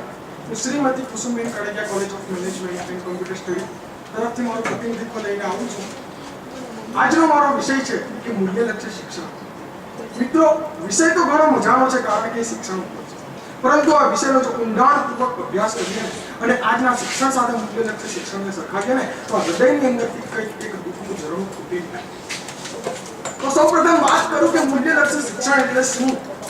તો જે શિક્ષણ દ્વારા માનવીની અંદર તેજસ્વીતા, નિયમિતતા, અયાચકતા, નમ્રતા, વિવેક અને આદર્શ જેવા ગુણો શિક્ષણ મેળવ્યા પછી ખીલે તે મૂલ્યલક્ષી શિક્ષણ છે. માનવીના જીવનની અંદર રહેલા અવ્યક્ત ગુણો અને જે એની અંદર રહેલા સુસુપ્ત ગુણોની જાગૃતિ થાય ને એવા શિક્ષણને મૂલ્યલક્ષી શિક્ષણ કહેવામાં આવે છે. સ્વામી વિવેકાનંદ કહે છે કે મૂલ્યલક્ષી શિક્ષણના મુખ્ય 5 હેતુઓ છે. એ કંઈક આ મુજબ છે. પ્રથમ, કર્તવ્યપરાયણતા. બીજું, સ્વાશ્રય. ત્રીજું, જીવન નિર્વાહ. ચોથું એટલે કે પ્રાચીન સંસ્કૃતિનું જતન અને પાંચમું એટલે કે શિક્ષણ. આમ 5 હેતુઓ દ્વારા જે મૂલ્યો, જે આ 5 મૂલ્યો દ્વારા જે શિક્ષણ આપવામાં આવે ને એ શિક્ષણ ખરેખર મૂલ્યલક્ષી શિક્ષણ છે માનવામાં આવે છે. મૂલ્યલક્ષી શિક્ષણ મેળવીને માણસ જ્ઞાનનો પ્રધાન બને છે, તેજસ્વી, નમ્ર અને વિવેકી બને છે. મિત્રો, મૂલ્યલક્ષી શિક્ષણ આપવાની મુખ્યત્વે 2 પદ્ધતિ હું ગણાવીશ જે કંઈક આ મુજબ છે. એટલે કે પ્રથમ એટલે કે વિવેચાત્મક અને બીજી પદ્ધતિ એટલે ઉપદેશાત્મક. વિવેચાત્મક પદ્ધતિની અંદર શિક્ષણનો સંપૂર્ણપણે વિવરણ કરીને તેનો ઊંડાણપૂર્વક અભ્યાસ કરીને તેનું જ્ઞાન વિદ્યાર્થી સુધી પરોસવામાં આવે છે. તેથી તે વિવેચાત્મક છે. જ્યારે ઉપદેશાત્મક પદ્ધતિની અંદર માત્ર વિદ્યાર્થી સુધી ઉપર છેલ્લું જ્ઞાન પહોંચાડવામાં આવે છે. જે આજે એ જ ચાલી રહ્યું છે કે પરીક્ષા આવી પ્રોફેસર અને શિક્ષકો પાસે વિદ્યાર્થી આઈએમપી પ્રશ્નો માંગે છે. શાના માટે? કારણ કે એને માત્ર પાસ થવા માટે જે જ્ઞાનની જરૂર છે ને એટલું જ એ મેળવવા માટે માંગે છે. એ એટલે કે આજની ઉપદેશાત્મક પદ્ધતિ. આવું આજનું આપણું શિક્ષણ છે. મિત્રો, આજના શિક્ષણની વાત કરો ને તો એટલી હદ સુધી નબળું પડ્યું છે કે આજના શિક્ષણની અંદર માત્ર વાયદો, કાયદો અને ફાયદો કઈ રીતે કરવો અને રોટલો અને ઓટલો કઈ રીતે કમાવવો ને એનું શિક્ષણ આપવામાં આવે છે. તેથી આજના શિક્ષણનો માત્ર અર્થ અને કામનો ભાર મૂકવામાં આવ્યો છે. અરે મારા શબ્દમાં હું એમ કહી શકું કે મિત્રો, શિક્ષણની જરૂર રોટલો કમાવવા માટે નથી. કારણ કે ખેડૂત ગામડાની અંદર રહે છે, એને શિક્ષણનો નથી ખબર ને છતાં પણ 2 ટાઈમ મજૂરી કરીને પોતાનું જીવન ગુજરાન ચલાવી શકે છે. તેથી શિક્ષણની જરૂર એ રોટલો કમાવવા માટે નથી. તો પછી પ્રશ્ન થાય કે શિક્ષણની જરૂર ક્યારે? તો મારું જીવન સંસ્કારી, સુંદર અને વિવેકી બને ને તેના માટે શિક્ષણની જરૂર છે. પરંતુ આજના શિક્ષણની જો વાત કરું ને તો એટલી હદ સુધી તેમાં ભ્રષ્ટાચાર પણ ઘૂસી ગયો છે. જેમ એક સ્ત્રી બજારમાં જઈને સ્ત્રી નથી રહેતી ને તેવી રીતે આજે વિદ્યા બજારમાં જઈને વિદ્યા નથી રહી. કારણ કે તેનું આજે મૂલ્ય આપવામાં આવ્યું છે. ભ્રષ્ટાચારની શિક્ષણની અંદર વાત કરું તો 90 થી 95% સાથે પાસ થનારો એક ગરીબ મા બાપનો છોકરો સારી કોલેજમાં એડમિશન લેતા પહેલા 10 વખત અચકાય છે અને તેનું એડમિશન કેન્સલ થાય છે. જ્યારે માત્ર 35 કે 40% સાથે પાસ થનારો એક અમીર બાપનો છોકરો એ સારી કોલેજની અંદર પ્રથમ પાઠની ઉપર બેસે છે. તેનું કારણ શું? એટલે માત્ર ને માત્ર આપણા શિક્ષણમાં રહેલો ભ્રષ્ટાચાર. આવા શિક્ષણથી ફાયદો શું? અને એ શિક્ષણ મેળવ્યા પછી એ વિદ્યાર્થીની અંદર મિત્રો તેજસ્વીતા, ભાવમયતા, અસ્મિતા, નમ્રતા અને વિવેક જેવા ગુણો તો ખીલતા નથી. તેની અંદર અરે ગુણોની વાત જવા દો, તેને જે ગુરુ ભણાવે છે ને ગુરુ પ્રત્યેને ભાવ પણ ખીલતો નથી. પોતાની કોલેજ પ્રત્યે તેને માન જાગતું નથી અને જે યુનિવર્સિટીના હેઠળ રહીને ભણે છે ને એની પ્રત્યેને ભાવ પણ જાગતો નથી. તો આવા શિક્ષણનો આજે ફાયદો શું? આવા શિક્ષણથી માત્ર ને માત્રમાં સરસ્વતી મૂર્તિ થશે. તો આપણે વિચારવાનું છે કે શિક્ષણની અંદર મૂલ્યો કઈ રીતે આવે. શિક્ષણની અંદર 3 વસ્તુની જરૂર છે. જે આવરણ ચડાવવામાં આવે ને શિક્ષણની ઉપર પણ 3 આવરણની જરૂર છે. એ એટલે કે પ્રથમ મૂલ્ય, બીજું એટલે કે વિચાર અને ત્રીજું એટલે કે સંસ્કાર. જે કૃષ્ણમૂર્તિ એના પુસ્તકની અંદર લખે છે કે માણસ શિક્ષણથી મહાન નથી થતો, માણસ તેની અંદર રહેલા મૂલ્યો, વિચારો અને સંસ્કારોને લઈને મહાન બને છે. તેથી શિક્ષણની જરૂર માત્ર રોટલો કમાવવા માટે નથી. મિત્રો, અંતે એટલું કહીશ કે શિક્ષણની શરૂઆત આપણે શિક્ષણની અંદર મૂલ્યો ઉમેરવું હોય તો તેની શરૂઆત ક્યાંથી કરી શકીએ? તો આપણા મા બાપ, આપણા ઘર અને આપણા સમાજથી કરી શકીએ. કારણ કે બાળકના પ્રથમ જે શિક્ષક હોય ને એના મા બાપ છે. એનું ઉદાહરણ આપું ને તો અભિમન્યુ એની માના પેટની અંદર 6 મોટા યુદ્ધના શીખીને આવ્યો હતો. તેથી મા બાપના શિક્ષક એ પ્રથમ એ મા બાપ છે. ત્યાર પછી માત્ર એટલું જ નહીં કે મા બાપની જવાબદારી છે, પરંતુ શિક્ષણનું પણ કામ શિક્ષણ મૂલ્યલક્ષી શિક્ષણ બનાવવાનું છે. આજના સંદેશ પેપરની અંદર 10મા પાનાની પ્રથમ આવૃત્તિ ઉપર ડોક્ટર અશોક એ પટેલ જણાવે છે કે શિક્ષકનું કામ માત્ર શાળાની અંદર જઈને ઉપર છેલ્લી માહિતી આપવાનું નથી, પરંતુ એ બાળકની અંદર રહેલા કૌશલ્યો અને જિજ્ઞાસા વૃત્તિને ખીલવવાનું છે. આ મા બાપ અને શિક્ષક આ બંને પાસાઓનું ખૂબ જરૂરી મહત્વ છે. તો જ આપણે શિક્ષણલક્ષી મહત્વ અને શિક્ષણલક્ષી મૂલ્ય બનાવી શકીએ છીએ. તો અંતે એટલું જ કહીશ કે ફૂલ વગરની વેલિડી અને ચંદ્ર વગરની રાત, ફૂલ વગરની વેલિડી અને ચંદ્ર વગરની રાત, મૂલ્યલક્ષી શિક્ષણ વિનાની આપણી આ જિંદગી થઈ જશે બરબાદ. College of Professional and applied સાયન્સીસની વિદ્યાર્થીની વચ્ચે નિધિ કલ્પેશ કુમાર આજે આધુનિક નારી ખરેખર સ્વતંત્ર છે ખરી ના વિષય ઉપર મારું વક્તવ્ય રજૂ કરું છું. જે કર ઝુલાવે હાથ એ જગત પર શાસન કરે. જગતના મહાપુરુષોને જન્મ આપનારી નારી સાક્ષાત નારી છે. માનવ જાત ઉપર એનું ઋણ સૌથી મોટું છે અને એટલા માટે શાસ્ત્ર પણ કહે છે યત્ર નાર્યસ્તુ પૂજ્યન્તે રમન્તે તત્ર દેવતાઃ યત્ર નાર્યસ્તુ ન પૂજ્યન્તે તત્ર સર્વક્રિયાઃ અસફલા. અને આથી જ મહિલાનો અર્થ પણ કંઈક આવો જ થાય. મ એટલે મહા, હિ એટલે હિતચિંતક અને લા એટલે રાજપૂત. ભારતના ઇતિહાસના અમર નારીપાત્રોની વાતો કરું તો પતિવ્રતા સતી સીતા પતિના સુખે સુખી અને પતિના દુઃખે દુઃખી રહી. લક્ષ્મણની પત્ની ઉર્મિલાનો ત્યાગ કઈ નમૃષનો હતો. અંસુએ પોતાના સંગીતના પ્રતાપે બ્રહ્મા, વિષ્ણુ અને મહેશને ગણના બાળકો. ઝાંસીની રાણી લક્ષ્મીબાઈને આ પ્રસંગે આપણે કઈ રીતે ભૂલી શકીએ. આ તો થઈ ભારતના ઇતિહાસની વાત, પરંતુ ખરેખર આધુનિક નારી સ્વતંત્ર છે ખરી. સ્ત્રી અને પુરુષ એ તો સંસારરૂપી રથના બે પૈડા છે. મહાન આદર્શની વાત કરતા આ ભારત દેશમાં આજે 21મી સદીના દસકા દાયકામાં પણ ભારતની સ્ત્રીઓની દયાજનક પરિસ્થિતિમાં કશો સુધારો આવ્યો છે ખરો? આજે પણ ઘરની ચાર દિવાલો વચ્ચે સ્ત્રી અંધકાર અને નિરક્ષરની વચ્ચે અટવાઈ અશુભ જીવન જીવી રહી છે. ત્યારે મહાનગરોમાં નોકરી કરતી એ શિક્ષિત સ્ત્રીઓ ખરેખર સ્વતંત્ર છે ખરી? છોડેછોડ આધુનિક દ્રૌપદીનું વસ્ત્રાહરણ કરવામાં આવે છે અને એ નરાધમ જામીન ઉપર છૂટી જઈ સમાજ દ્વારા સ્વીકારાય, પરંતુ બળાત્કાર જેવા કુકર્મનો ભોગ બનેલી સ્ત્રીને સમાજ શા માટે નથી સ્વીકારી શકતો? અને ત્યારે મને સારા સુગુપ્તાની વાત કહેવાનું મન થાય. સારા સુગુપ્તા એ મહિલા પાકિસ્તાની શાયર હતી. એણે પોતાની ઘર જુવાનીમાં ટ્રેનની નીચે પડતું મૂકીને પોતાના જીવનનો કરુણ અંજામ આપ્યો. એણે પોતાના પુસ્તક એકથી સારા એમાં સ્ત્રીની વિટંબણાની વાત કરી છે. સ્ત્રીનો કોઈ દેશ નથી હોતો, શરીર જ એનો દેશ બની જાય છે. મારામાં કડવાશ ભલે હશે પણ હું તારો જ શરાબ છું. મર્દ તો औरत ઉપર આંખોથી બળાત્કાર કરી શકે છે અને એ બળાત્કાર શબ્દથી પર હોય છે અને એ સ્ત્રી સૌંદર્ય સામ્રાજ્ઞી બને છે. આનાથી વધારે આધુનિક નારીનું અપમાન બીજું શું હોય શકે? ડાકુરાણી ફૂલનદેવી જન્મતા જ બની હતી? ના, આપણે બનાવીએ છીએ. આપણો સમાજ એને બનાવે છે. આજના નેતાઓ દ્વારા સ્ત્રી સશક્તિકરણના મણકા ભલે ફૂંકાતા હોય, પણ આજે નારી જ્યારે પુરુષની સમકક્ષ થવા જઈ રહી છે ત્યારે અસામાજિક તત્વો એને શા માટે ડાળી રહ્યા છે? દહેજ પ્રથા માટે થતું શારીરિક અને માનસિક શોષણ, દીકરાના જન્મને પ્રાધાન્ય આપતો આ સમાજ દીકરીના જન્મ માટે પણ શા માટે એક સ્ત્રીને જ કારણભૂત ગણે? આટલું ઓછું હોય ત્યાં દીકરીને તો માના ગર્ભમાં જ મારી નાખવામાં આવે છે. દીકરાની ઝંખના કરતો આ સમાજ એ શા માટે ભૂલી જાય છે કે એ જે દીકરાની ઝંખના કરે છે એ દીકરો પણ એક સ્ત્રી દ્વારા જ થાય છે. લોકોની વિચાર દ્રષ્ટિ જુઓ. કુળને લાંછન શું નારી લગાડે? પુરુષથી ક્યારે નહીં લગાડે. પછી ભલે તે દારૂડિયો હોય, જુગારી હોય કે લંપટ હોય, એ આપણા સમાજનો સગવડ બીજ ગળી થયા નથી લાગતો. શું સ્ત્રી એ ફક્ત કોઈ ચીજ વેપારીમાં વસ્તુ સુધી જ રહે? દિલ, દિમાગ કે આત્મા ફક્ત પુરુષ પાસે જ હોય, સ્ત્રી પાસે નહીં? આત્મામાં નર અને નારી વચ્ચે કોઈ ભેદ હોઈ શકે ખરો? દર્શનીય દેખાવોને ઈચ્છનીય રૂપે પ્રગટ થવું શું આ સ્ત્રીની પરિમિતિ છે? કાયદા તો ફક્ત અંધાકારણ બરાબર છે. કાયદાકીય હક્કો મળવાથી કાયદાકીય રક્ષણ મળી શકે ખરું? આજે શિક્ષણ ક્ષેત્રે ક્યાં સલામતી આવી છે? આજે પણ છેડતી, રેગિંગ, અપહરણ, બળાત્કાર જેવા કૃત્યો તો ડગલે ને પગલે થાય છે. અને કવિઓએ પણ એક એવી માન્યતા ઊભી કરી છે કે સ્ત્રી એટલે સૌંદર્ય તો ખરું જ, પણ સૌંદર્ય સિવાય કશું જ નહીં. સ્ત્રી જ્યાં સુધી સીતા સાવિત્રી છે કે જ્યાં સુધી એનો પતિ રામ છે, પતિ રામ નથી બની શકતો ત્યારે સ્ત્રી એક ઉલઝન ભરેલ સવાલ બની જાય છે અને એને કોઈ પણ રોકી નથી શકતો. મહિલા શક્તિ જ્યાં સુધી કાલિકાનું ધારણ નહીં કરે ત્યાં સુધી એ મહિષાસુરરૂપી આધિપત્યને તોડી નહીં શકે. અને અંતે ગ્રેહામ ગ્રીનના વાક્યમાં કહું તો 50 વર્ષો સુધી મેં દુનિયાને ચોખ્ખી કરવાનો પ્રયત્ન કર્યો. 50 વર્ષો સુધી મેં દુનિયાને ચોખ્ખી કરવાનો પ્રયત્ન કર્યો, પણ પછી ખબર પડી ધૂળ તો મારા ચશ્મા પર જ હતી.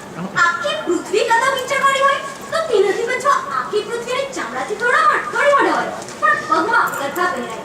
અને વધુ ન કહેતા એટલું જ કહીશ, जिंदगी की शुरुआत माँ से शुरू होती है. उसने मुझे चलना सिखाया, पढ़ा लिखा कर काबिल बनाया और औरत ने पत्नी के रूप में आकर हर कदम पर उसका साथ निभाया. बेटी के जन्म पर उत्सव मनाओ और प्यार के बदले प्यार ही पाओ. Thank you.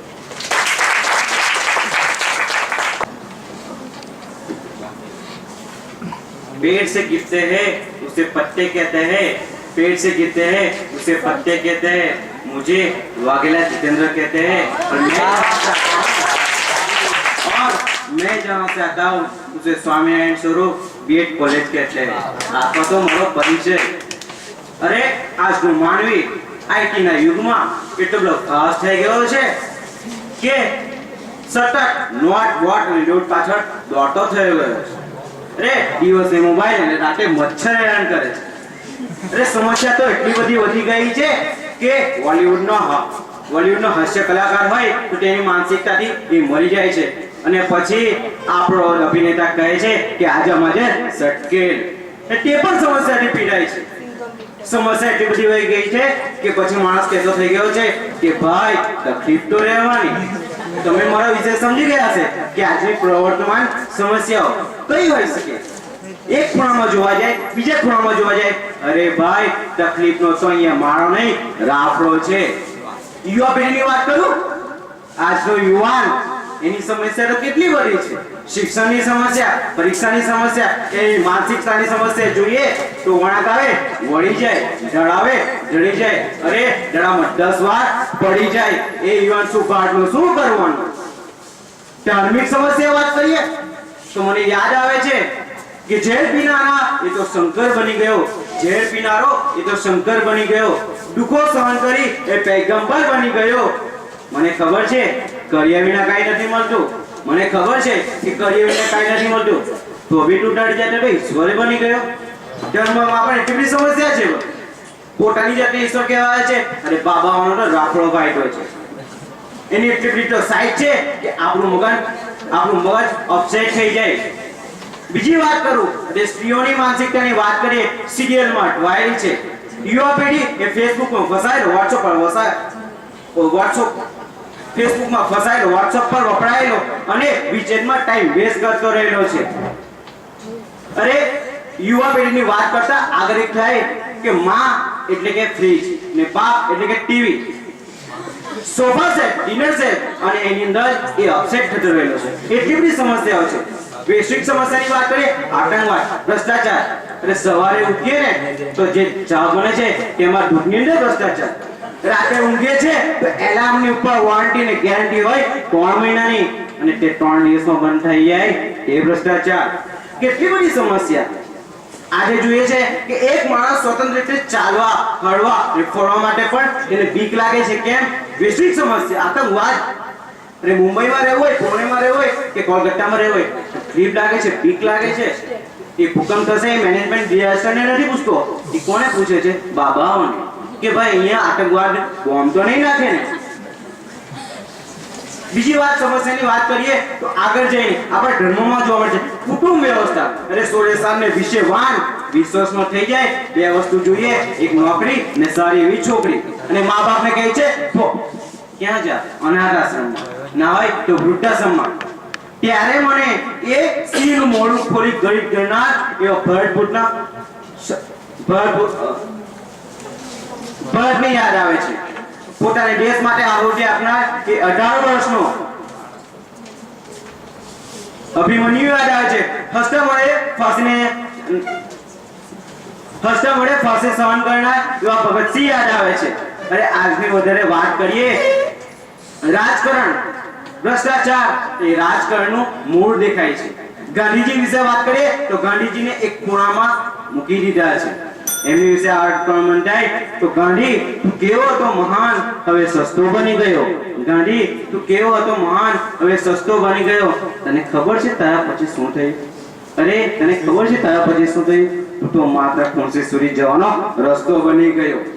આવું રાજકારણ કઈ જગ્યા પર સમસ્યા નથી, બધી જગ્યા પર સમસ્યા છે, પણ તને કોણ સુધારશે? કેવી રીતના પરિવર્તન આવશે?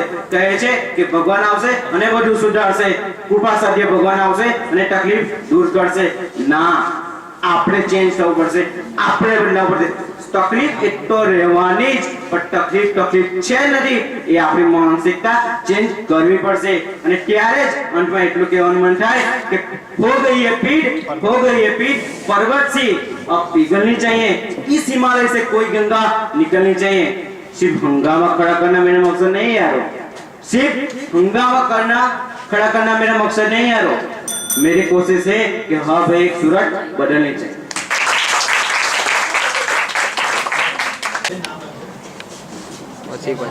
બેનને બોલો આગળ. Good afternoon, judges and principal and the teachers. હું સરદાર પટેલ બીએડ કોલેજની વિદ્યાર્થીની ક્ષમા હોતા મારું વક્તવ્ય રજૂ કરું છું, જેનો વિષય છે મારા સ્વપ્નનું ભારત. लाए हैं हम कश्ती तूफान से निकाल के, लाए हैं हम तूफान से निकाल के कश्ती, इस देश को रखना मेरे बच्चों तो संभाल के. आज़ादी पछीना आज़ादीના મહાન નેતાઓએ આપણને આ સંદેશો આપ્યો અને આ મહાન નેતાઓએ આપણને આ દેશ કેવી રીતે ચલાવવો તેની આપણને ઘણી સમજ પણ આપી. જ્યારે આપણો દેશ આઝાદ 1947માં થયો ત્યાર પછી ટેકનોલોજી વધતી ગઈ અને આપણો દેશ આજે આધુનિક બન્યો છે. તેની સ્ત્રીઓ, તેના નાચ, તેના બાળકો બધા જ આધુનિક બન્યા છે અને તેના સમન્વયના કારણે ભારત આજે શ્રેષ્ઠ મોખરે પહોંચી શક્યો એવું ગણી શકાય. માત્ર આર્થિક આબાદીથી નહીં, પણ આજે ભારતના નવનિર્માણ માટે એટલી આર્થિક આબાદી નહીં, પણ ઘણી જ્ઞાતિવાદ પછી જ્ઞાતિવાદ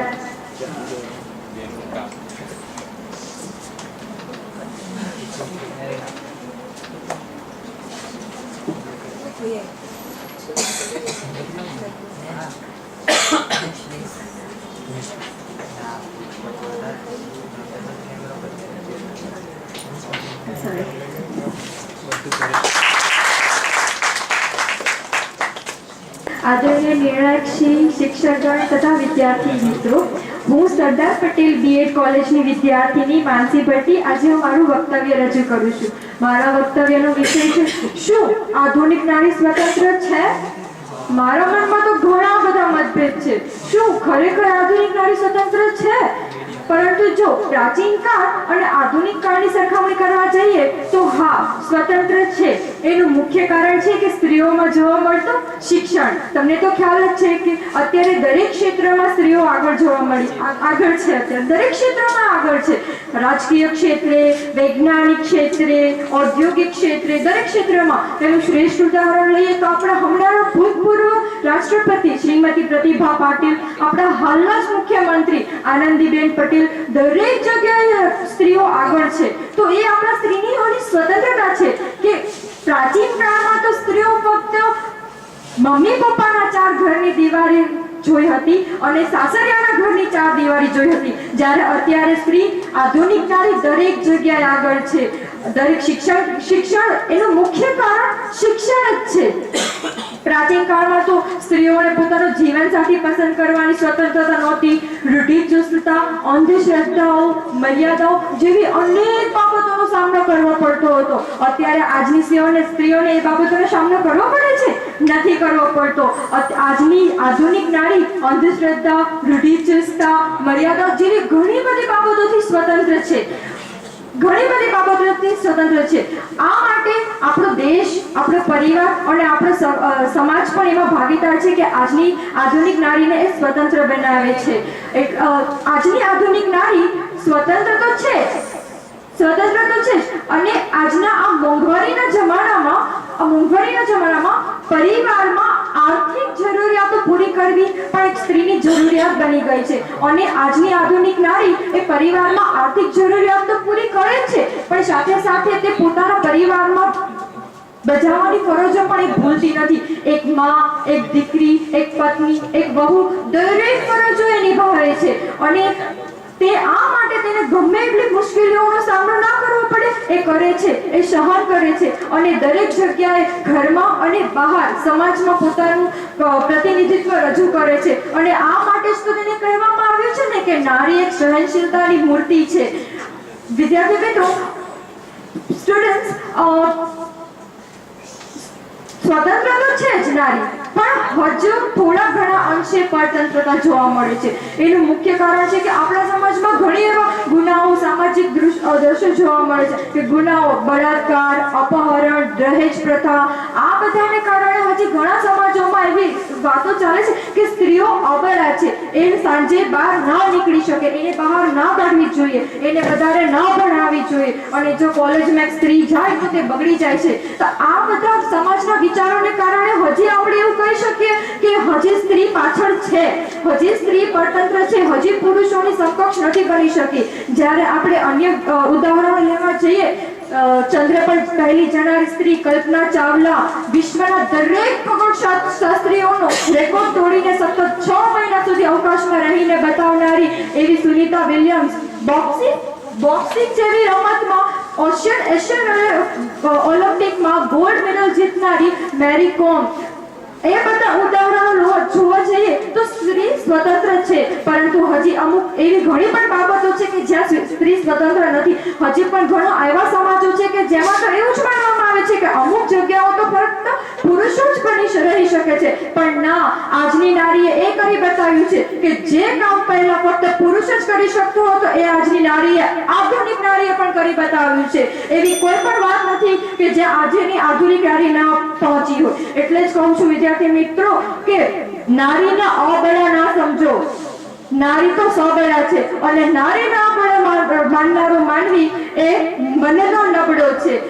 અત્યારે જે નારી થોડી પણ પરતંત્ર છે, મારી આશા છે કે આવનાર સમયમાં સ્ત્રી સંપૂર્ણ સ્વતંત્ર હશે. Thank you. Are women real independent? I'm from DRB College. Today I'm going to speak on the topic, are women really independent? I say no, because if they were independent, I wouldn't be standing here speaking on this topic.